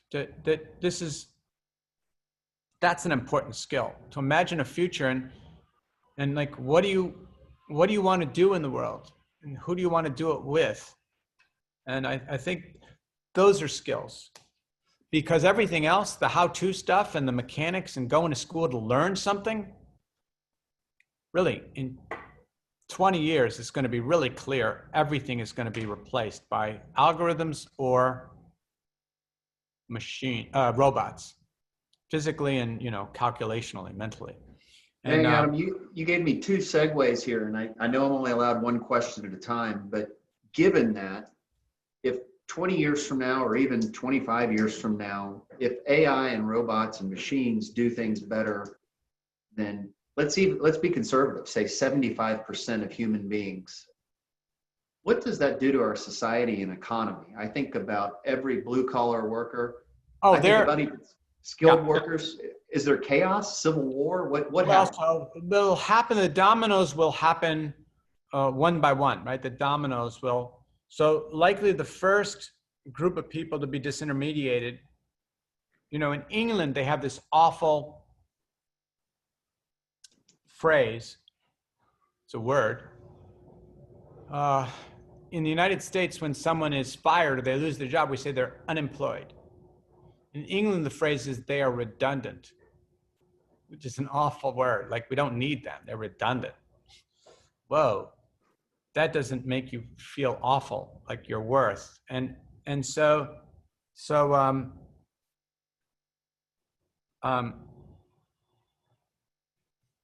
it'll start one by one. Likely the first segment of workers to be disintermediated will be, as a class, drivers, right? Long haul trucking, for sure. That's gone. And that's quite a number of people. I mean, I don't know how many, but a lot more than people would think. And so that's gone. And so what did those guys do? You know, they had a job, but the world, no, you're being replaced by it. We don't need you anymore. And like, this is coming, right? Trucks are going to be automated. Cars are going to be automated. Like, that's a for sure. I say long haul trucking because then they don't have to deal with like cities and, you know, driving around there. It's a lot more complicated, a lot more risky, like human beings walking around, than it is driving down a highway. So long haul, they're gone. That industry is gone really soon. And so what happens to those workers when they are, when they're, like I said, we don't need you anymore? What do they do? I would imagine that most of them are, you know, in middle age, something. What do they do? What can they be trained for? They spent their life being a trucker. And all professions are good professions. You know, they show up on time. You know, they're there. They're paid and compensated. These are good people. But now we don't need that skill. We've got a machine doing it.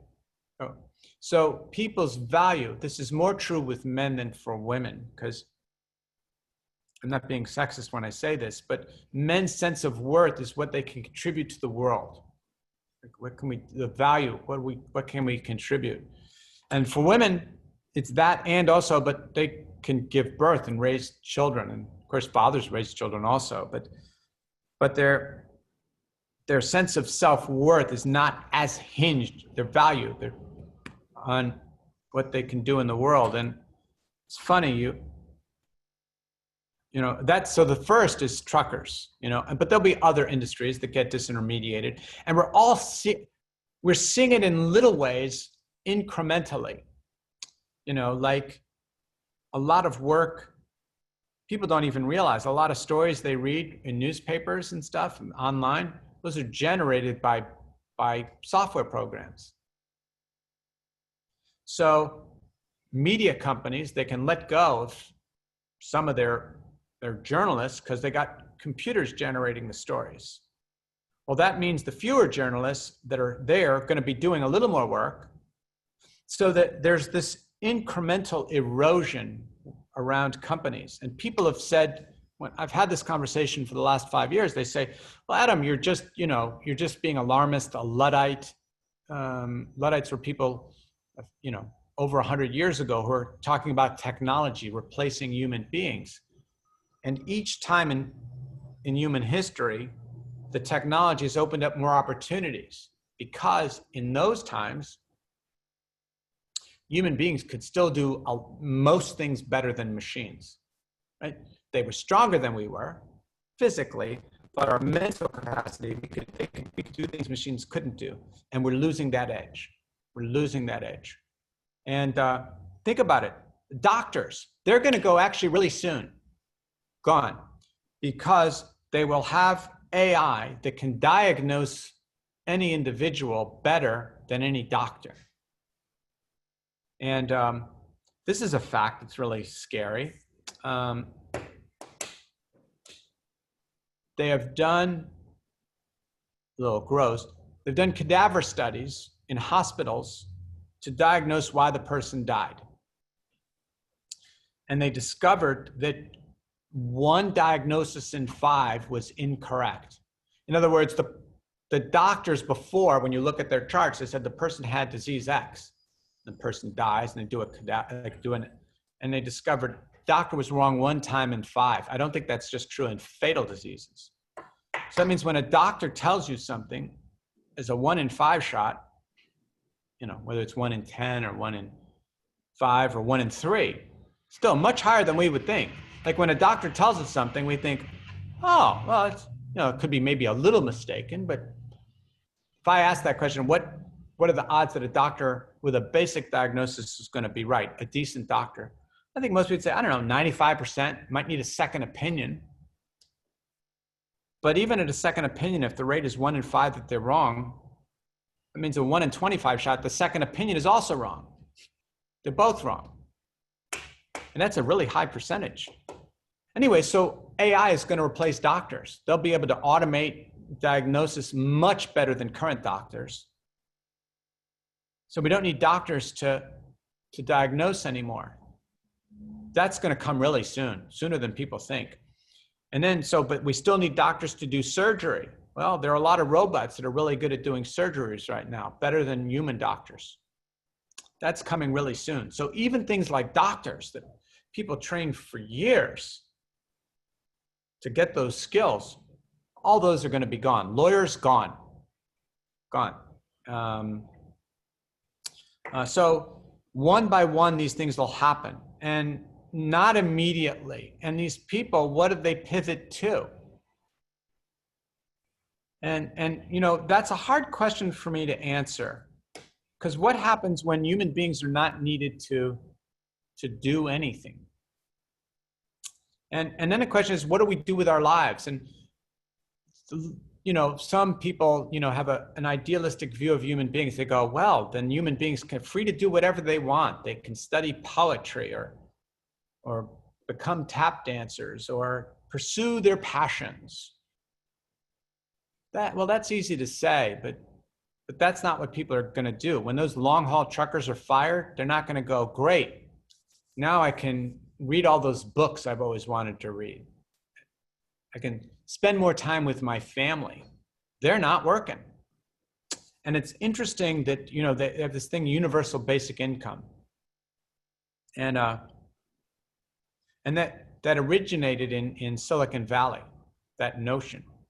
Why? Because the technologists realize that jobs are going to be replaced. And people have to, if they're not given some money, they're going to be really angry and revolt. And the anger that we see in the world is a result that the world is not matching up to our expectations. And the natural response when that happens is to blame someone. You know, it's the president, or it's the Democrats, or it's men, or it's whatever. And to find a scapegoat, like they're the reason. And so there's a lot of anger in the world. And by the way, a lot of uncertainty around the US election. And forget looking 20 years ahead. Let's just look at what we know is going to happen in the US. In a few weeks, we'll have the Democratic convention, we think. Who knows? We don't know. And we're pretty sure Biden will be the Democratic nominee, but even that we don't know. We're pretty sure that Trump will run for re-election, but even that we don't know. And again, we're in the Truman Show. So here's what we do know, though. Whatever the outcome of the election, the other side is going to be furious, is going to be enraged. In 2016, when Trump won, the Democrats were bewildered because they knew it was a foregone conclusion. You know, we're going to win. But they didn't. And the response was, there was a little bit of anger, but a lot of it was bewilderment. Like, what the heck? Well, the polls showed that we were wrong. And it didn't occur to them, again, what else don't we know about the world? What else don't we know about the American people? I'm not a Democrat or Republican. I'm an American. I'm a human being. But that was the response. And right now, here's what we know. Whichever side loses in November, first week in November, the other side is they're going to be furious. And the winning side is going to be gleeful about it. Like, we know this, right? We can see this is going to happen. So the current anger, and it's so we're not a United States anymore. And one of the questions that was submitted is, will there be a civil war? I talked about this actually 4 years ago. And about the notion of an American civil war. It's already started. It's not guns yet, but we're already in a war. And, and it's not even the North versus the South. It's on every dimension, right? Blacks are angry with whites. The poor are angry with the rich. The women are angry with men. The coasts are angry with the center of the country. The faith-based people are angry with those that think are not faith-based across the board. And, America was begun with the Declaration of Independence, and we hold these truths to be self-evident. We know these things. And as a country, what do we know? I started off with, what do we know about the world? And all people really know about the world right now is, I'm just angry. Angry with them. And they don't get me. I'm just angry, angry, angry. So in planning, like even for the next year, I'm deeply worried about the United States because there's nothing united about it. And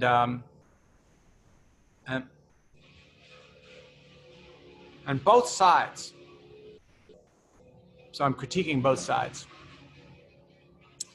play on the anger of their constituents against the other side. There's no, I understand where they're coming from. And I know they're good people, they're Americans. They don't share our views, but I hope over time that my vision as a leader, that they will come to embrace. But we don't have that.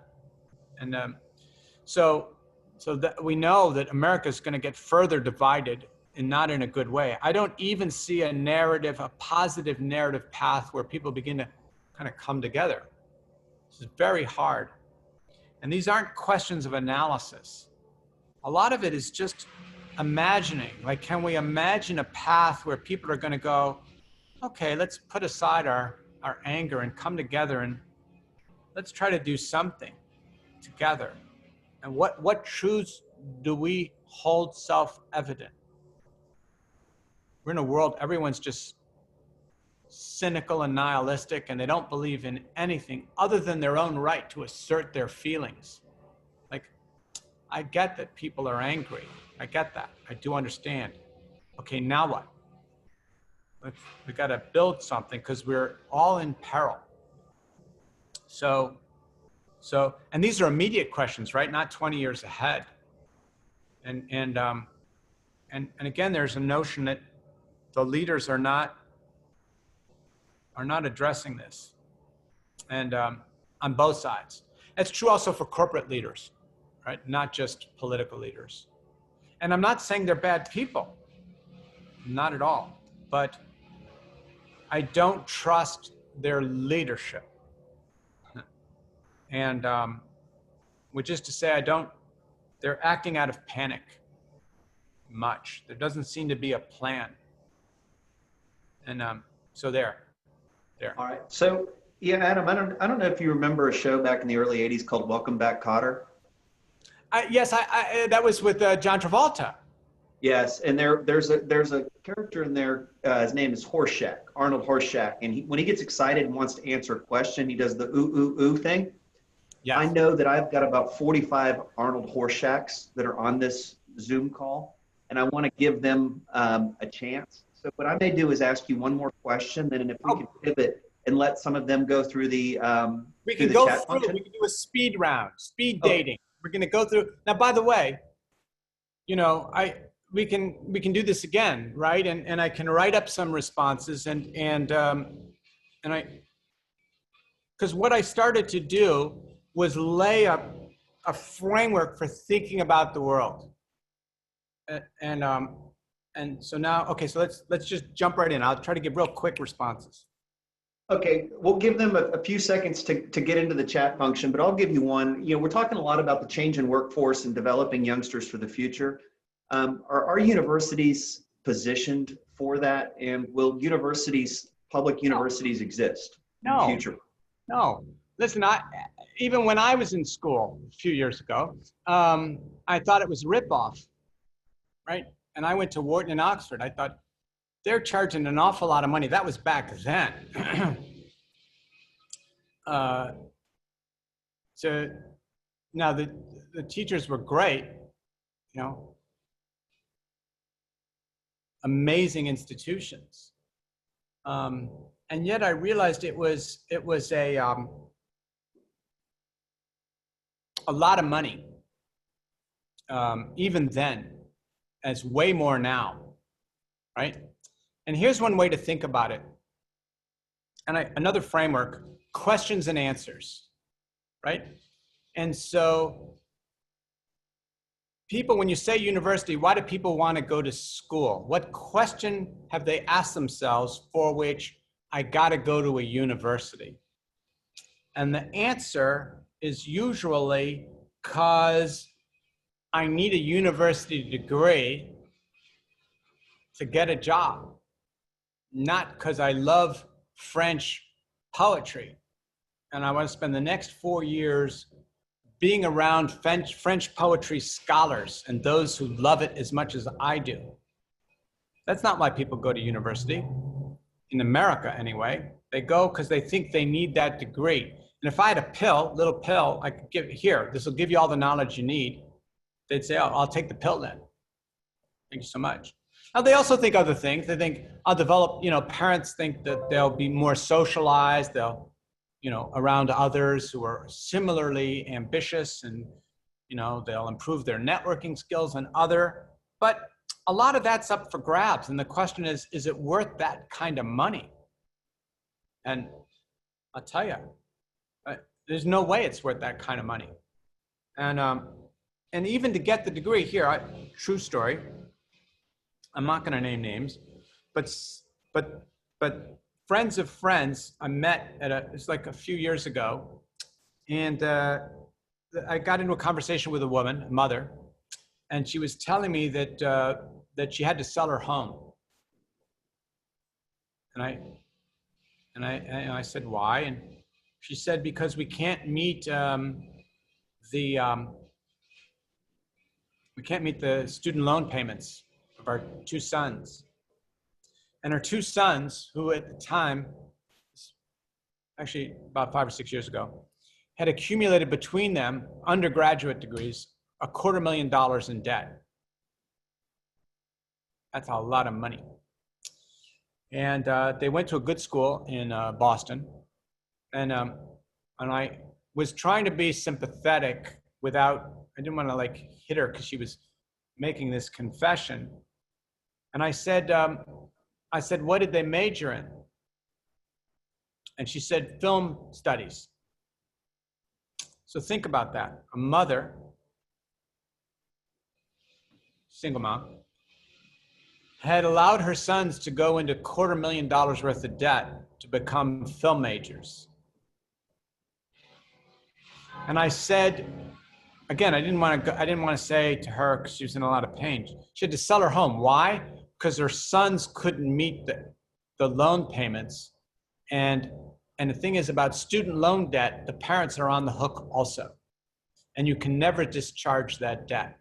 So even, God forbid, if a kid is unable to work, God forbid, the child dies, parents are still on the hook for the debt.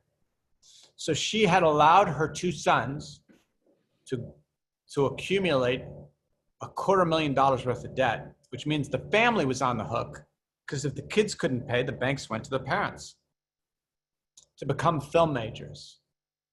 And I said, again, I didn't want to like, what were you thinking? I said, so what was your, although I did say that in a compassionate way, I said, and so when they got their degrees, what was your expectation? She said, well, I thought they would get jobs. So she didn't run a spreadsheet. She didn't go, okay, what do film majors make in the world? And how many people become famous directors and stuff? What does the average film major make in the world? And is it worth going into $250,000, well, so average, $125,000 each? And that was just undergraduate, with no guarantee they would ever be able to use those degrees or anything. And so she had to sell her home. That was the economic consequence of the decision-making, because she knew, well, you go to college, you get a degree, you get a job. She knew those things, but she had never questioned. Like if you or I, Michael, or the other members in the audience, and we were going to start a business, we would not start a business. We'd look and see. We're going to start a pet company.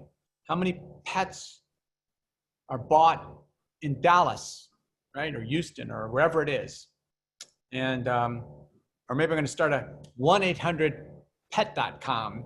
Let people order pets online, and I'll send them the pet. So what's pet? We do a study, right? We could be wrong, but we at least look at the numbers. We could be wrong in our analysis, but okay, X number of pets are bought this year. That's up 37% from the last year, and that was up 42% from the year before. Okay, pet ownership, that's going up. And I know what pets, the range of costs that pets, and I can do best case scenario, worst case scenario. She had never done any of that. So you gotta, public universities, and again, a few years ago when I was in college, even then I thought, and I went to the best schools in the world, like Wharton, okay. Even then I thought, well, this is an awful lot of money to be paying for a business degree. And that was a lot cheaper than it is today. And so is it worth spending X $1,000 on, or is the individual going to be sufficiently enriched in their career or their own pursuits, their happiness, that it's worth that amount of money? If you're a gazillionaire, you got tons of money, then this might be a trivial question for you. Like, it's not even an issue. Like, yeah, I don't care. They just have a good time for 4 years. And and explore themselves, that would be 4 years well spent. For most people, for this woman, it was no. The consequence of not thinking it through was she had to sell her family home because she couldn't meet the mortgage payments on the home and student loan debt, which wasn't student loan debt, it was family forever debt. Right? That's what that is, family forever debt. So even the words we use, student loan, even things like the government's printing money. Well, no, it's not printing money. It's borrowing from future generations. That's not free money. Money is never free. We're going to pay. Even negative interest rates, we're paying for those. Not today. Your kids, Michael, will be paying for the free money today. So we have to think these through. I know that unless the audience, you guys are university administrators, it's an abstract question whether universities will be around. But as individuals, as parents, it's like, what do we know about the world? Will this degree be valued? And someone who says, well, they're going to pursue pre-med and they will become a doctor. Oh, is the medical profession going to be around, 10 years from now? It's going to be way different. And by the way, within the medical profession, for sure, I can do the stats, but nurses and the support staff are going to be more needed than the doctors. Because the doctors and a lot of the diagnosing can be done by computers, but still you've got to, it could be nurses and really the front line to take care of the people in the hospital beds, the nursing homes. They're going to be needed.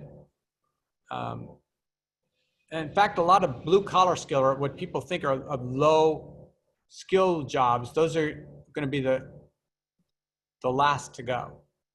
And a lot of the high end thinking jobs, lawyers and accountants and investment, financial decision makers and things, gone, replaced by computers who can do what you can do 10 times better and 1,000,000 times faster. So there. I really will try to keep my answers shorter. So what's the next question? Here we go. What does your personal investment portfolio allocation look like? Stock name and macro percentage. No, that again, what's true for me, what's the question behind the question? So as an entrepreneur, I invest in my businesses. So that's what I do. So it's investing, again, think about spare cash that I'm putting to work while I do other things. Unless you're a full-time investor, like Buffett. By the way, Buffett said, the number of investment professionals that consistently over decades outperform the market, it's a handful in the world. I don't know, 10, 20 individuals you can name that actually statistically did better than the market. So 99% of people, better off, more than that, is don't do this on your own. So I invest in my own ventures, not in stocks, because I'll get a better return on my time so I'm an entrepreneur, not an investor. So next question. In his last shareholder meeting, Warren Buffett said in the USA. I can't hear you. Oh, sorry. Okay. So in the last shareholder meeting, Warren Buffett said, iced coffee. Okay. The USA said an adult should be able to work a 40-hour week and earn enough to support their family and have a decent life. You must have moved away from the microphone. I'm having a hard time hearing you. Okay. The question is in the last Warren Buffett shareholder meeting, he said that in the USA, somebody should be able to work 40 hours a week and have a decent life. Do you believe that still to be true and in the future? Or what does he mean by the word should? And Warren Buffett is such a good human being. And by the way, Buffett has said many times, you know, he's given his entire fortune away. And many people don't realize this about him. When he was 12, he went from Omaha with his dad to the New York Stock Exchange, right? This is 1942, right? Early stages of World War II, the Depression. 12-year-old Buffett, and he told his dad after a visit at the New York Stock Exchange, I'm going to become the richest man in the world so I can give it all away. That's what he set out to do. And so what he did was for fun. And so when Buffett realizes, and he said this many times in his speeches, that his success in the world, in a sense, was an accident, that the qualities he had as a thinker and the qualities in terms of self-discipline, controlling his emotions, all of those qualities that go into making him the genius that he is, were an accident, right? And 500 years ago, those qualities would not have been as valued, right? And so he's always been philanthropic, and he made the money literally in order to give it away, because he wanted to have a fun time. And so when he says the average American should be able to work 40 hours a week and get paid good wages, he means that, you know, he means this in the way I think that Buckminster Fuller, that we're smart enough and we have the economic resources to provide work for everybody. And that is true now. We do. And yet we don't do it. I would say the same thing. No American should ever worry about medical care. And I say this, by the way, if on a spectrum, like the spectrum here, like of socialism versus diehard libertarian, way in the right hand, I'm way off. So there's no one more fiercely individualistic and believe that people should prosper as a result of their efforts. And yet I think no American should worry about where their medical care. No American. That should not be a fear. And by the way, if you're a parent, you shouldn't have to worry about your kids. That should not be a fear. Because if you're worried about that, like, what else are you worried about? That's how bad your life is. And so there, when Buffett said that, I wonder what he meant by the word should, right? And I think he meant it in the sense, like Buckminster Fuller said, wrote a book about 50 years ago, 50, 60 years ago, called Utopia or Oblivion. And he said that was the choice. Mind you, this is many years ago. And he said, basically, we have the technology in the world to do anything we want. And this is a while back, right? Decades ago. We could create a utopia, or we could wipe out the planet. And we're able to think through those questions, right? You've got Elon Musk, you know, such a great visionary. Like, okay, screw it. We're going to the moon. We're going to Mars. We're going to do anything. And the technologists talk about, really, they pretty much, heck, there are people in Silicon Valley, we're going to hack death. If we put our minds together, just a matter of time, we're going to have a breakthrough, we'll hack death, we'll live forever. And yet that kind of genius isn't being poured into, you know, founding father genius, into human relations. And that's what's needed in the world now. So Buffett is absolutely right. We ought to be able to put every American to work, but we're not. So what does that mean? And why haven't we? And look at the race to get a vaccine for the coronavirus. And which is not what people think. And but there's a mad race to get a coronavirus. Oh, I got to get this right now. And But imagine there was a mad race like that to, we got to solve race relations. We can't have this going on. Americans are out of work. They're despairing. We can't have that. There's not that moonshot. You know, you think of the great visionary, the moonshot things, it's all been technology based. And there hasn't been a fervor for, we got to solve this problem. And so yes, he's absolutely right. In America, we have enough money to put people to work. Now, they may not get the jobs they want, right? But there's enough work, there are enough things to be done that we could put everyone to work. That is true. We haven't done it. Why haven't we? We're smart enough to do it. It's, I think, a question of will. And the other thing is, you know, our leaders, they're short term, right? They're elected every 4 years, and even the corporate leaders, they're not in for a long time, so they don't pay the consequences really for the long haul. And some real long-term is planning. I know. I agree absolutely with Buffett. We could put people to work for 40 hours a week. Absolutely, we can do that. And so we haven't, because we haven't put our creative minds together to figure that out. Has not been a national priority. Seem to be other priorities. That's a question of will.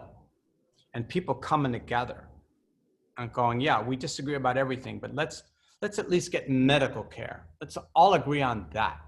Like, people shouldn't have to worry about their health. Let's at least take care of that. Put that off aside. I think we can all agree on that, regardless of income level or race or anything else. Let's agree on that. What can we agree? What truths do we hold self-evident about the world? Let's at least start there. Yeah, I disagree with you about income disparity or whatever, but I don't disagree with you about that. Let's start with what we agree on. That would be a good thing to do. Like, so Adam, last time you were in Houston, you talked about some canaries or Chuck Yeagers, I think was the term you used. Certain correlates, like your gold copper correlate. And I know over time you've continued to use some of those, but it looks like you've added some new ones to your toolkit. Can you share some of those and why you look to those specific indicators? Sure. So I have to, it's hard to be a quick answer for that, but I'll try to keep it to 2 minutes. So everybody tries to make sense of the world. I'd say everybody, investors, and all investing. I started off this conversation with what we know about the future. And all investing is the expression of a view of the future. So if someone forms a view that a vaccine will be will be approved and it will be successful, and the economy, more people will be going outside.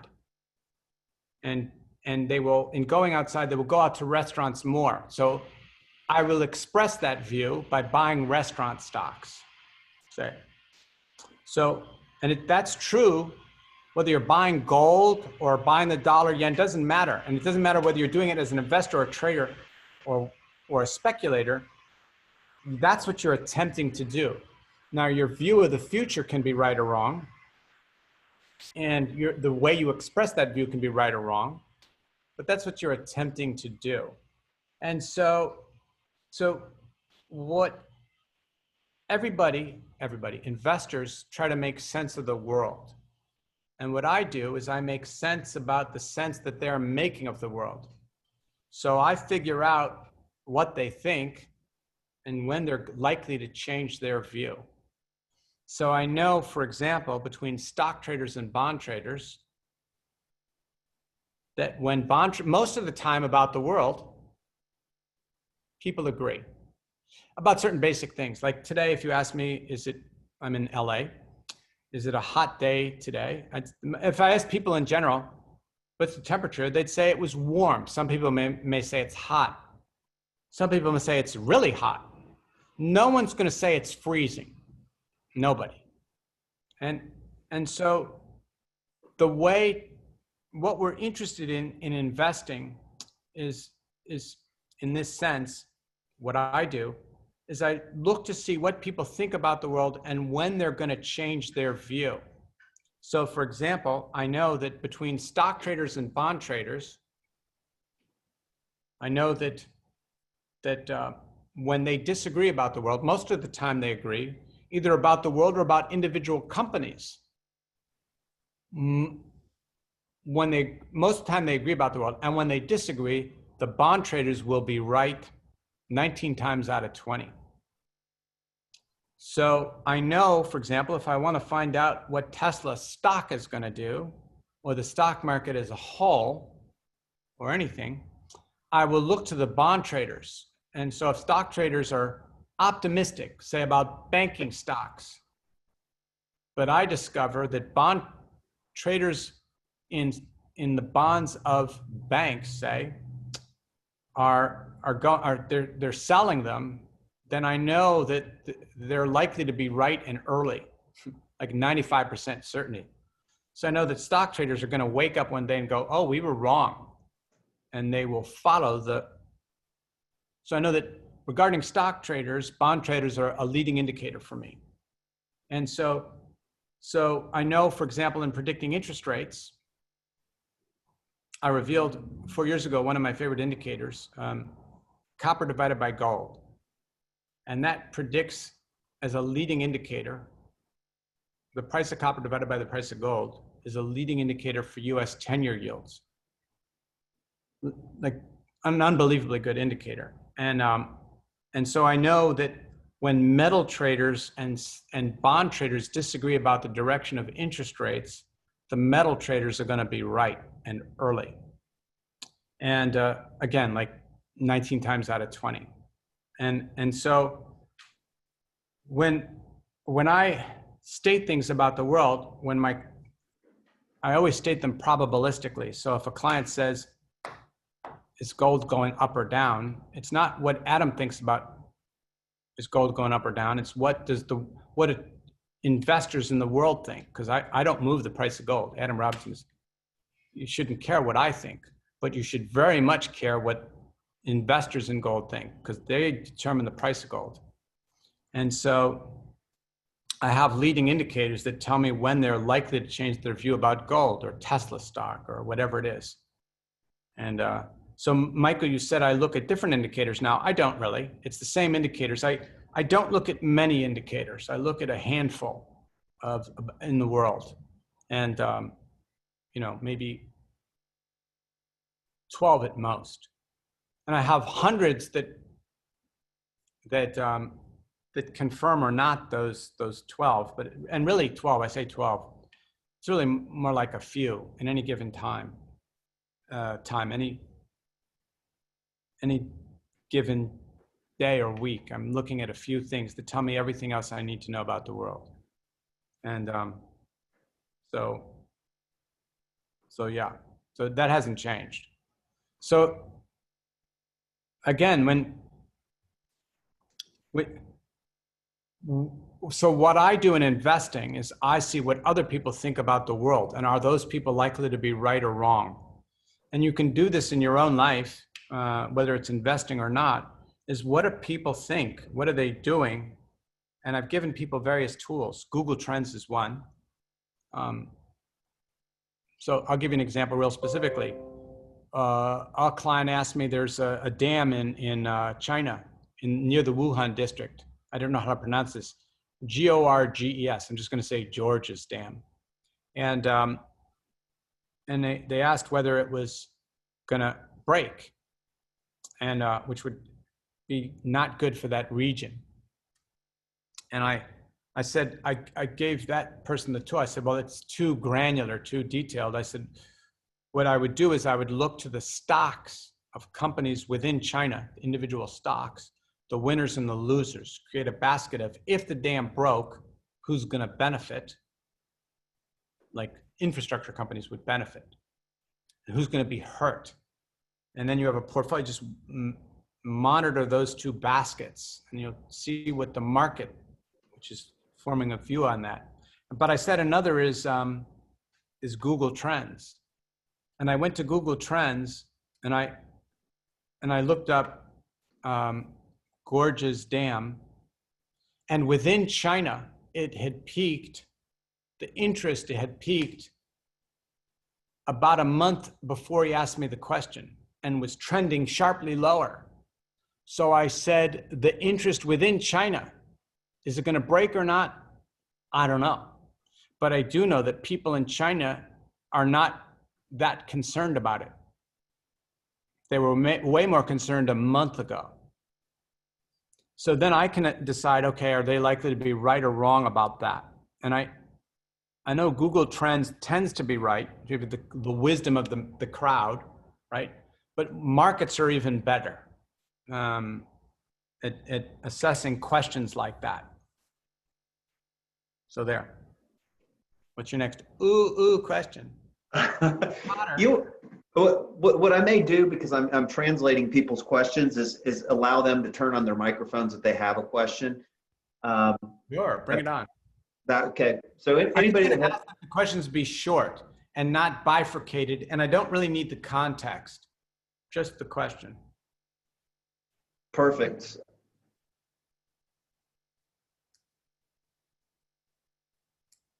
Oh, it looks like everybody's scared. Uh-oh. Okay, I'll ask you, S&P 500, next 12 months hold period, long, short. Okay, so I told you that, so here's the thing. I know, I'll deal with the S&P 500. If you said, is it going to be higher or lower a year from now? I don't know. But here's what I do know, that the growth stocks will be outperforming the value stocks. And I've said this for the last 3 years. And I think the S&P year to date is roughly, it might even be up like 1% or 2%. I haven't checked for the last day or two. It might even be up 1%, but let's just say it's flat. The winningest stocks are the growth stocks. And if you are long the growth stocks and short the value stocks, and the ETFs for that are IVW, that's the growth ETF, and IVE is the value ETF, value stocks. If you've taken half your money and bought long the growth stocks and half your money and shorted the value stocks, you're up over 16% year to date with no drawdown. That's a lot better than a 30% drawdown and back to flat. And that was a trade I've been telling my client the last few years. That's not changed. So it would be silly to buy the S&P 500. Essentially, that's a bet that you don't know what's going to go on, and let's just buy the S&P 500. And Buffett said that. He said diversification is an admission that you don't know what you're doing. Like, well, I don't know what the world's going to be like a year from now, so I'll just own a bit of everything. And so what do I know? I know the value stocks, the strongest company, which are the companies that are growing, are going to keep growing. And sure, they might go down for the last couple of months, 2 or 3 months, and really that trend of value versus growth, which say growth outperforming value, has been in place for the last decade, and it's accelerating now. There's no end in sight. And so again, what I know is the strongest companies within the S&P 500 are going to be doing better than the weakest companies. So long, short, I know that, by the way, they could both be down, but I know the winningest stocks are going to go down less than the losingest stocks, right? The weakest stocks are going to go down more than the strongest stocks. Okay, next 12 months, inflation, deflation, or stagnant price of goods? So inflation is an interesting question. And, people are talking now, saying, oh, inflation, the government is printing all this money. And so within that question, there's a question behind the question. Like, so what do you define by inflation? And so because the government has printed so much new money, people have said there's got to be inflation. And there has been an uptick in inflation. There's been an uptick. So inflation expectations are at 5-month highs, along with the price of oil. Right? Keep in mind, 5-month highs. Okay. Keep in mind, they were negative a month and a half ago. So 5-month highs, that sounds really impressive. And inflation expectations at 5-month highs. But that's with the government throwing, printing, I don't know, probably at this point, trillions of dollars. And so people keep thinking, oh, it's got to be higher, but the trend has been lower for inflation. And so the question is what would I need to see to tell me that we were actually going to have inflation? And so I do know that inflation expectations are at 5-month highs. The price of oil, crude and Brent, 5-month highs. I know this. So where are they going to be a year from now? And it's the one thing that's holding me back from more embracing that is if we have inflation, we ought to see interest rates go higher, right? 10-year yields. But I see no evidence that 10-year yields are budging, right? US 10-year yields today are at all-time lows. And so with no end in sight. So a year from now, the question is actually, what would you need to see to tell you inflation was actually going to pick up? And there, by the way, there's certain indicators that people think are inflation indicators and they're not, like the price of gold. It's not an inflation indicator. Gold is most strongly correlated.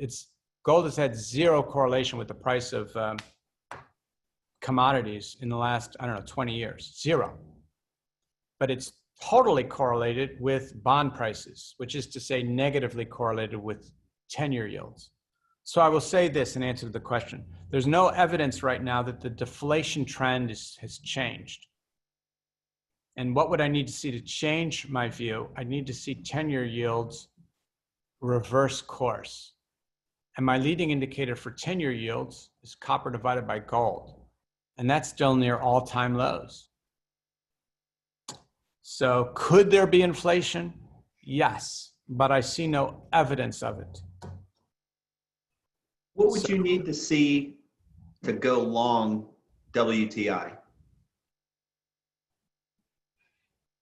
Well, again, it's at 5-month highs. So tactically, I mean the short term. Oil's going higher, but there's a problem. I'll tell you what the two problems are. Energy stocks are going lower. So oil traders are convinced oil is going to be higher, but the traders in energy stocks, so the indicator for that is XLE. It's the ETF for energy stocks, divided by SPY is near all-time lows. So if oil was going to keep going higher, energy stock traders are not seeing that. They're not buying the 5-month highs. They're going, okay, time to get out of energy stocks. And again, you shouldn't be interested in what Adam thinks, because I will never tell you what I think. I will always tell you what the market thinks. And can we rely on that judgment? So I would tell you that oil traders think oil is going to be higher. That's what they think. They're sure of it. And traders in metal, like copper, metal prices are going higher. And that's a positive sign. However, energy stocks are going lower. And if oil is going to, yeah. In your hierarchy of, I know once upon a time you ranked, and right now you're saying that metal traders are better than bond traders are more accurate than equity traders. Things. Metal traders are better at predicting interest rates than bond traders. I didn't say they're better at predicting everything. So metal traders are not you know, by the way, when metal traders and energy traders disagree about the direction of commodities, the metal traders would tend to be right more often than the oil traders. The problem with oil, just so you know, is it's a very tough market to predict, because the people that control the supply are state actors. So Putin decided to drop the price of oil down from 54 to 0 in a couple of weeks because he just wanted to do it, and he could do it. Kaboom. In fact, he lowered it to negative. Talk about the Truman Show. There was a day in April where if you, Michael, had a barrel, they would pay you $36.73 to take the oil away. Bring us a barrel, we're going to fill it with oil, and we'll pay you to take it away from us. That's the world we're in. And really, people are asking me, Adam, what do you think where's oil going to be? Are you kidding me? It depends on what Putin's going to do. And by the way, then oil rocketed higher, back to 5-month highs. Where do I know a year from now? I don't know. I just know I'm dealing with Putin. And I'm dealing with Saudi Arabia and players who actually control the price of oil. And I'm trying to predict that very hard. Yeah. Very hard to predict that for precisely that reason. And again, there's always a question behind the question. So somebody said, Adam, where is oil going to be a year from now? First, I'd say, well, why is your time horizon a year? You know, are you Exxon? Are you the head of risk management at Exxon? Is that the person asking me the question? Or is someone I was thinking about trading and buying some long dated options in oil? Like, that's a very different question. Who's doing the asking? And so I've given you tools. Oil, whoa. That's, again, state actors control the price of oil. And it's not regulated. No one can say to Putin, Vladimir, don't do that. It's unregulated. There's no, just do whatever he wants to do. And by the way, our own traders and companies, they'll do whatever they want to do. It's not like stock trading is regulated, right? Because you have insider information. With oil, it's all insider information. They know what they're going to do, and they can trade the markets. Maher, it looks like you have a question. I sure do. Can you guys hear me? We can. All right, excellent. Let me just kind of come on here and yeah, Adam, thank you for being here with us. Appreciate your time. Yay. So I've been kind of studying COVID now obsessively for 5 months, and we chat a little later. Created a oxygen concentrator DIY one. But one of the things that I'm looking at when we have all this trillions of dollars of stimulus that have come out, isn't that pretty much just printing money out of thin air, decreasing the buying power? But I already told you. Remember, I told you it's not out of thin air. Your grandkids are going to be paying it off. We borrowed from the future. That's not coming out of thin air. So then inflation. Magic. That's not alchemy. So we're going into debt today to provide free money. They're going to have to pay it off. And as Milton Friedman in the 70s said, there's no such thing as a free lunch. That's right. So we're going to be paying for that free money. That's not free. And any more than the free internet is free, because they've got your attention. Right? Nothing is free. There's a cost. So, but wait, what's your question? So do you think we'll have, once consumer demand comes back, will we have inflation due to that? That was the question was already asked. And the thing is, we've printed trillions of dollars globally since 2007, right? Has there been inflation? Nope. So the way to think about inflation is this. If right now a helicopter were to fly into this apartment and dump $1 trillion, am I going to spend $1 trillion? Maybe not, right? So if they print up money but no one spends it, there's no inflation. And the thing to do, if you're curious about this kind of stuff, look up the money velocity, the velocity of money, which is how many times the money changes hands. If I got the money, but I'm not spending it, no inflation. So, and again, why do you want to know whether there's inflation? There's a question behind the question. Like if you told me, the question behind the question is basically some of the things I'm looking at is, for example, the moratorium on the rent that could come up. It's basically the social unrest risk, where a lot of the folks who are basically not able to stay at home and work, they're being told to stay home, they're not gonna be able to eat, they're racking up credit card bills. What happens to those folks whenever they're like, hey, pay us money or get out of your house and eat, you know? well, there's, as I said, there's a great deal of social unrest and anger. And a lot of the anger is rightfully so, right? Yep. But the solutions are not necessarily, I agree with the solutions. I understand the anger, but one of my favorite quotes is Benjamin Franklin. Everyone has a reason for being angry, but seldom a good one. And by the way, but he says seldom, there are times when it's like, yeah, I could be angry. Yeah, I'm angry. And so I don't know, I am concerned about social order. I really am. And anyone who's not has not been paying attention. Exactly. And a lot of the social disorder that we see, there are groups that are encouraging violence. And as a factoid for that, a lot of the demonstrations in the United States over the last, few months, along the demonstration routes, there have been stacks of bricks placed. Stacks of bricks placed. Not every demonstration, but this is a fact. And why are those bricks placed? Mind you, that's planning. So there are groups that know that people are going to get angry. They are angry.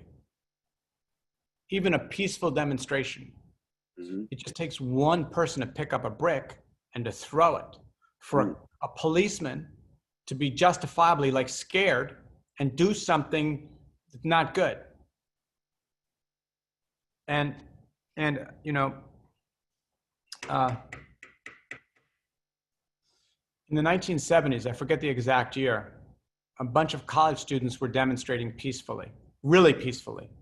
Like in the 70s, they hold, love, peace, not war, kind of that kind of demonstration. Seems kind of sweet and quaint now. And it was a college campus, and the college president called in the National Guard. Now, by the way, when you call the National Guard does not show up to observe, which means the college president said something to the National Guard that got them alarmed. Like, you got to come here and control these kids. Mm-hmm. But if you're asking the National Guard, they don't show up. Their guns are out. If you've called the National Guard, that's serious. And I'm talking about Kent State, right? And so a gun, one of the National Guard's guns went off. And a lot of the National Guard thought, oh my God, the kids are firing on us. The kids were running away, and the National Guard panicked. Of course, they're going to. When one gun goes off, oh my God, another gun starts going off. They're all firing. The kids had 0 guns. And they were running away, and 4 kids died. I forget how many were seriously injured. 4 teenagers running away were shot in the back. So social order is already at a breaking point, and within that, there are people who are actively. Now imagine at Kent State, imagine someone had put up a stack of bricks. So some kid, not, just on an impulse, picks up a brick and throws it. So there, in addition to just the general breakdown in civility and in social order, there are groups that are organized groups that are encouraging such chaos. And I don't know where that'll go. I really don't know. And how much time do you think we have? Wait, Mayor, we got to get some other people in there. We got other questions. So I don't know the answer to that. By the way, I'm not saying, hole up at home and have your guns and there's going to be a revolution. But I'll tell you something. If 2 months from now that happened, it wouldn't astonish me. I have no way to. Here's what I do know: breakdown in social order can happen in minutes. And next question from Archer, and then after that, John. Hey guys. So my question is basically, we're obviously observing a major influx in volunteer activity right now, impact-driven work and things that we haven't observed before COVID. And I personally, gave up a successful venture capital career to pursue a volunteer-based impact community. And I'm just observing all of these signals coming from everywhere in the world, globally, in terms of that people are willing to give up certain positions in their life to pursue the long-term benefit of impact-driven work. So given your kind of macro point of view, do you think this trend will sustain? Do you think? Okay. So that's okay. Very good. And I know that young people are yearning for meaning. This is true. Millennials and Gen Zs yearning for meaning, and they are rejecting the world of their parents. Well, no, I don't know that I want to work 9 to 5. I see my parents; they're not too happy, and I know they've worked hard to provide for me. I love them, but I don't want. No, it's not the life I want to lead. I don't know what it is. So I will tell you that what you see is nowhere near where it was in the 60s and 70s when I grew up. When really, in the 60s and 70s, I would say half the people went into social work related fields. Half the college graduates, half. You think the number of impact people are half now? Nowhere close, nowhere close. Back then, if you said, I want to be an entrepreneur, like when I was at Wharton, people would say, really? What are you selling out? What's that about? And so what you see is a huge movement is nothing compared to what it was in the 60s and 70s. Really, if someone went to law school, 90% of the time is they wanted to be a defender or whatever. That's not true today. And so, yes, it's true. And you're exactly right. People they're certainly concerned about the environment and looking to do things. And this trend, I'm sure, will be increasing because it's clear the old world isn't working. And, but even there, what's the question behind the question? So does Adam, from the evidence, what do you see? I see that people are lost, looking for meaning. How that'll play out, I don't know. And I do know that young people that are disaffected today, if you just think anecdotally, a lot of them are like, I don't know, maybe I'll travel. It's not a positive world that like they're envisioning. And at least in the 60s and 70s, it was a rejection of the military industrial complex and, the man, working for the man and trying to do good. There was a utopian view of the world. That's lost now. Doesn't exist. And so people might think of little pockets of it, like and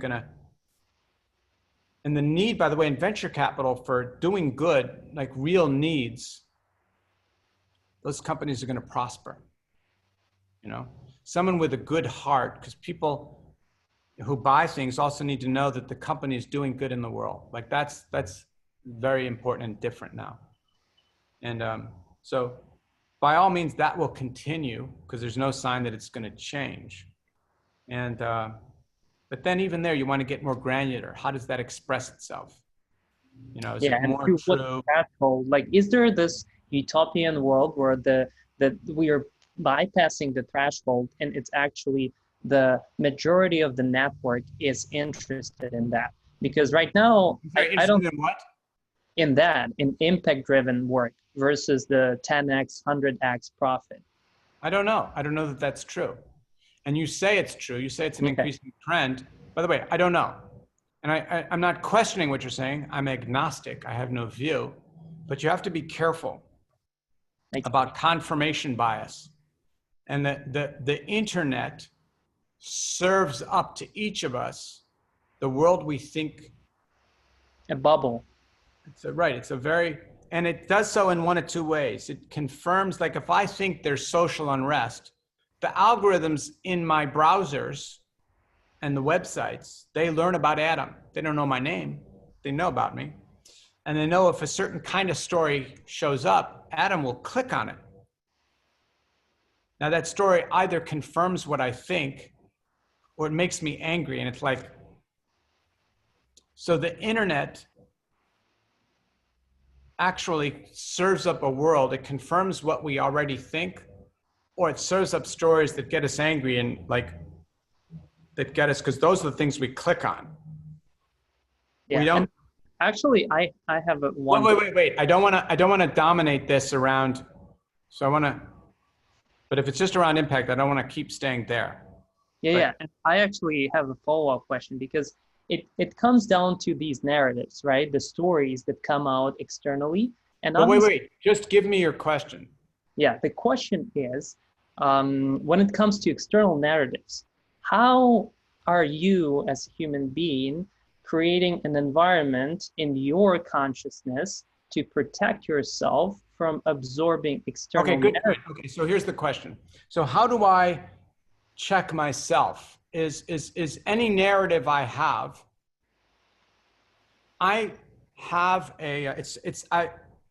it's a practice of anti-confirmation bias. So I am every day, literally every day, forming hundreds of hypotheses about the world, about this market or that. And I'm checking to see if I'm right or wrong. And if I'm not, I go, oh, what's that about? And so I then have to dig into, I got to modify that hypothesis. I'm looking for non-confirmation. That's what I'm seeking. So the way I protect myself from confirmation bias from other narratives is I'm always coming up with views of the world. I expect to see certain things, but I'm actually testing it. Like, oh, and if I don't see it, oh, okay, what does that mean? How significant is that? And how many biases do you? Well, wait. I think I don't want to keep on that narrative because I want to get to probably other people with. Okay. That's. John Carter is next, and we're down to 6 minutes. So if y'all have a question, my gosh. 6 minutes. That's just enough for me. Hey, Adam. Hey. What do you think about China? The relationship of the United States and China for the short term, for the long term. Are they a friend? Are they a foe? Can we work together? Can we make it a win-win? What do you think about, and what do you think about the current leadership in China? Okay, that's a vexed question. And I got to be careful with, I'm going to be oblique about things, and so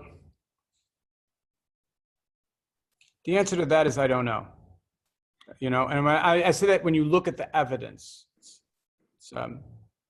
I do know that, the world is, I said earlier that the global economy has been unsustainable for 75 years. I don't mean unsustainable the way an environmentalist says unsustainable. It was never viable from the beginning. If you're a VC, John, and I come to you and I say, I've got this startup and here's the business plan, can you review it and let me know if I can get would you invest in me?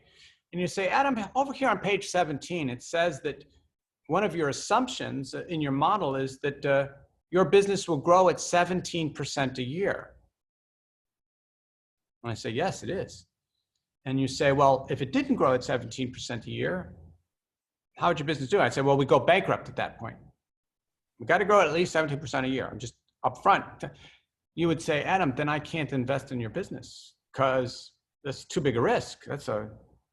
And so the economy, the global economy was never sustainable. It was built on debt. For people to go into debt to buy things they didn't really need. And now everyone is retrenching, going, you know what? I don't need 2 cars. I'm going to sell one of them. I really don't need 2. All those clothes I thought I needed, I don't really. I need a nice suit or 2. And, you know, so everyone's retrenching. And here's the thing. We're in the early stages of global mayhem, a global economic collapse. That's actually what's going on. And there's certain people who knew about that earlier than others. And so that's what negative interest rates are telling us, for example. Like that negative interest rates exist in a world, we got a world that's just not even functioning. If low interest rates are not going to stimulate demand, let's make them negative. We'll pay people to take money. That's still not working. What does that tell you about the world? It tells you that the world is not what you think it is, and it's so likely we're in the early stages of an economic collapse. That's likely what's going on, and so the leaders in different countries have come to that conclusion more or less before others, certain leaders, and and by the way, what I'm saying, every X years, we have a breakdown in the stock market, right? Stock market goes down 50, 60%. We go, okay, but it'll go right back up, right? And because it was all predicated on a world of continual growth. Population is going to keep growing. When I tell people the population of America, Europe, Japan, Australia, and Canada is shrinking, they go, what? Really? I said, yeah, it's been shrinking for years. Oh, I didn't know that. And so whether there used to be cooperation in the world. There doesn't seem to be cooperation right now. In the economic collapse in 2007 through 9, all the central banks coordinated, all of them, right? You had the People's Bank of China coordinating with the Fed and the Bank of England, Bank of Canada, Royal Bank, Australia, the European Central Bank, they all coordinate, Bank of Japan. Let's get together, guys, got to hold up the global economy. That's not going on now. And it started a little bit with Japan. They introduced currency wars, right, in 2012. We got to drop the value of the yen because our economy is not working. That's the first sign. And then that became other countries dropping the value of their currencies. And currency wars became trade wars. And we've forgotten about trade wars because of coronavirus. So we're not cooperating. The way to think about it is, are China and America acting as friends? No, not right now. We're not. And so the question is, what do we need to see to change that view? What's going to give us some evidence that one side or another is going to have to make a good faith effort with risk involved to trust the other side? Like here. And I say good faith, and the other side is going to have to then make a corresponding, okay, let's move back from this position of animosity and let's work together. There's been no cooperation around coronavirus. None. And, we don't, so are they our friends or foes? They're not acting as friends. I'm not saying they're our foe, but we're not acting as their friend. And that's the case until we see evidence otherwise. And yeah. So again, we stick with what we know. They're not acting as a friend. Whether they are our friend or not, they're not acting as such. But then we're not acting as their friend.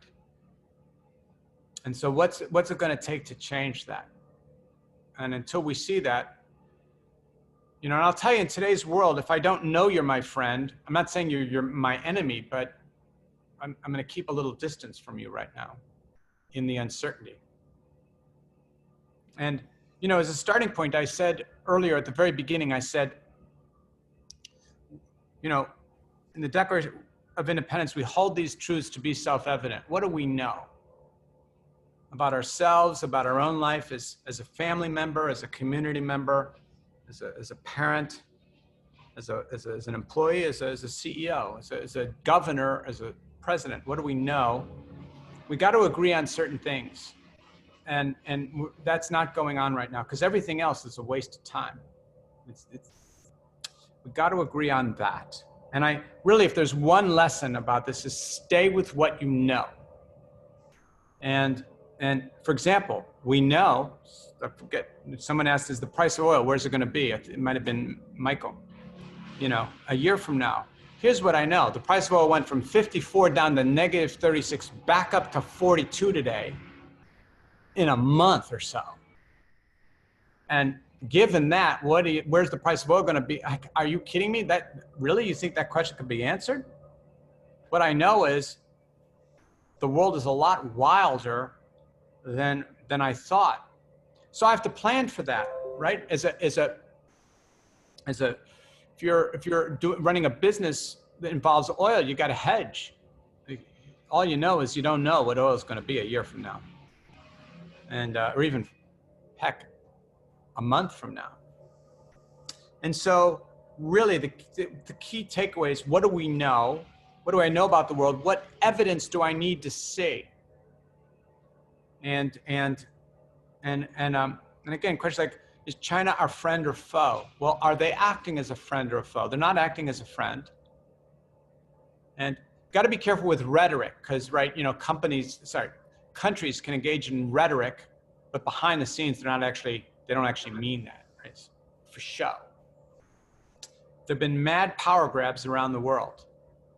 People, very strong leaders have arisen in every country. President Xi in China declared himself president for life 3 years ago. Putin just recently did. I'm president for life. And, Boris Johnson was given zero chance of Brexit in January. Nope, it passed. And so every country is looking for strength and leadership. In North Korea, the guy's been deposed. Whether he's alive or dead, I have no idea, but he's not, he's not been in public for a while. And so people are seizing power. And so one way to think about it is this the action of people who are thinking about working together and creating stability? And no, it's not. Just take things at face value. Almost every question that can be asked already answers itself, really. And so, yeah. So Adam, I want to sincerely thank you for giving your time today. We've gone past the allotted time. Oh my gosh. I hope that means you were having fun. I'm always having fun. Yeah. And I could talk for another 3 hours. These are such important questions. And, really, the purpose, if anything, today is to get everyone to question everything. Assume you know nothing. And to look for evidence, right? That's been the theme of the entire conversation. It's the Truman Show. And so even things like your beautiful question about impact investing and people acting out of heart. Well, it's still the Truman Show, right? It's still the Truman Show. And let's not be naive. We look back at the 50s thinking they had an idealized view of the world, and we're a lot smarter now than they were then. But I promise you, 20 years from now, or even 5 years from now, we're going to look back at us today and go, oh, they were so naive. We always do that, right? We look back through the lens of what we know today and go, they were naive. Just like Mark Twain. Wow, my dad didn't know anything 7 years ago when I was 14. Now he's brilliant.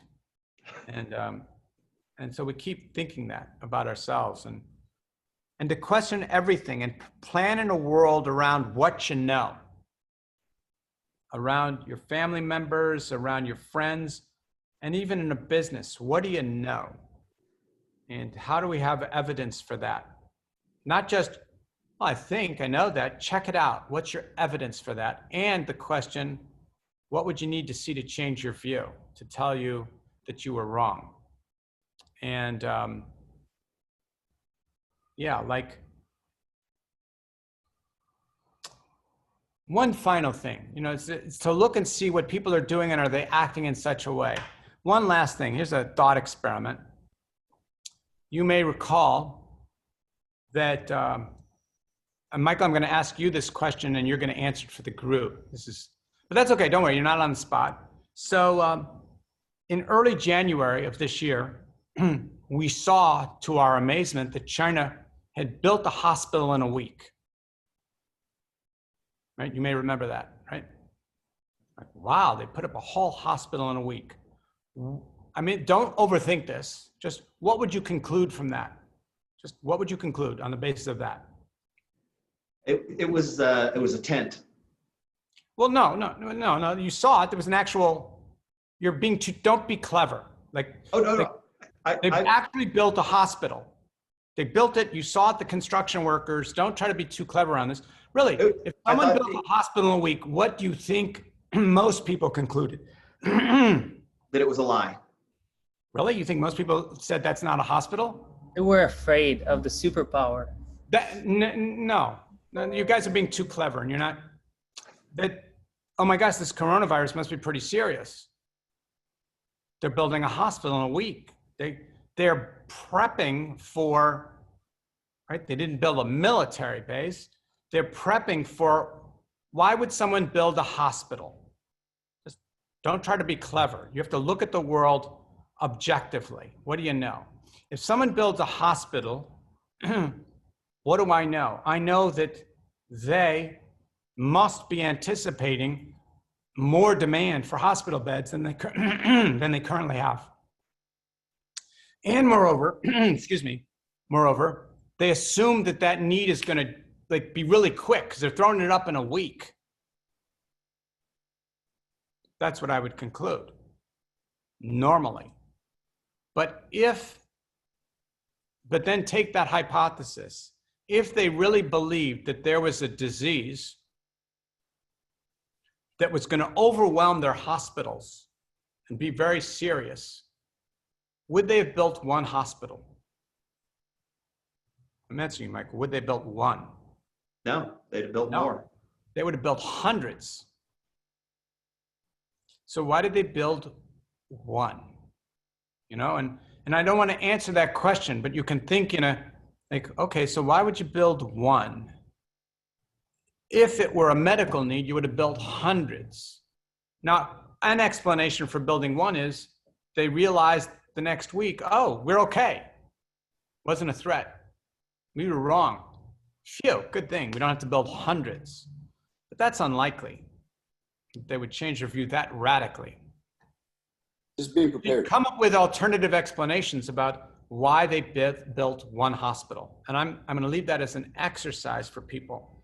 And so when people say things about anything, okay, well, what's the evidence for that? And what am I concluding? And maybe one thing to ask of is, what do people want me to conclude about their actions? And, so something to think about. Yeah, aren't they just proving that they could scale up if they need to, instead of building a bunch that they don't need? They could just basically build up for any case, for whatever the reason might be, in any time they need. We know that already. They wouldn't need to do that. Like, you think I don't know that they've, like the economic miracle, they put entire cities up in a few months. Like, we know that they can scale and do that stuff. They know that themselves. Why would they put up a hospital to show that? So I don't want to talk about that now, but I'm just saying I'll leave that as an exercise. And well, thanks again, Adam. Really appreciate it. And then I've had a few PMs for people asking for your email. I don't know if you want an onslaught of that or not. You can give it to them. Huh? You can give it to them. Okay. Right. Or they can, heck, you can, I'm on Twitter and Instagram. I am Adam Robinson. You know, you just send me a direct message if you want to reach me. There are ways to reach me. It's not that hard. Great. Well, thank you very much. Enjoy the rest of your day, and look forward to next time you're in Houston. Yes. Good to see you, Michael. Good to see everyone, although mostly I saw your names. Good to see you too. Have a great day, Adam. Okay. Bye.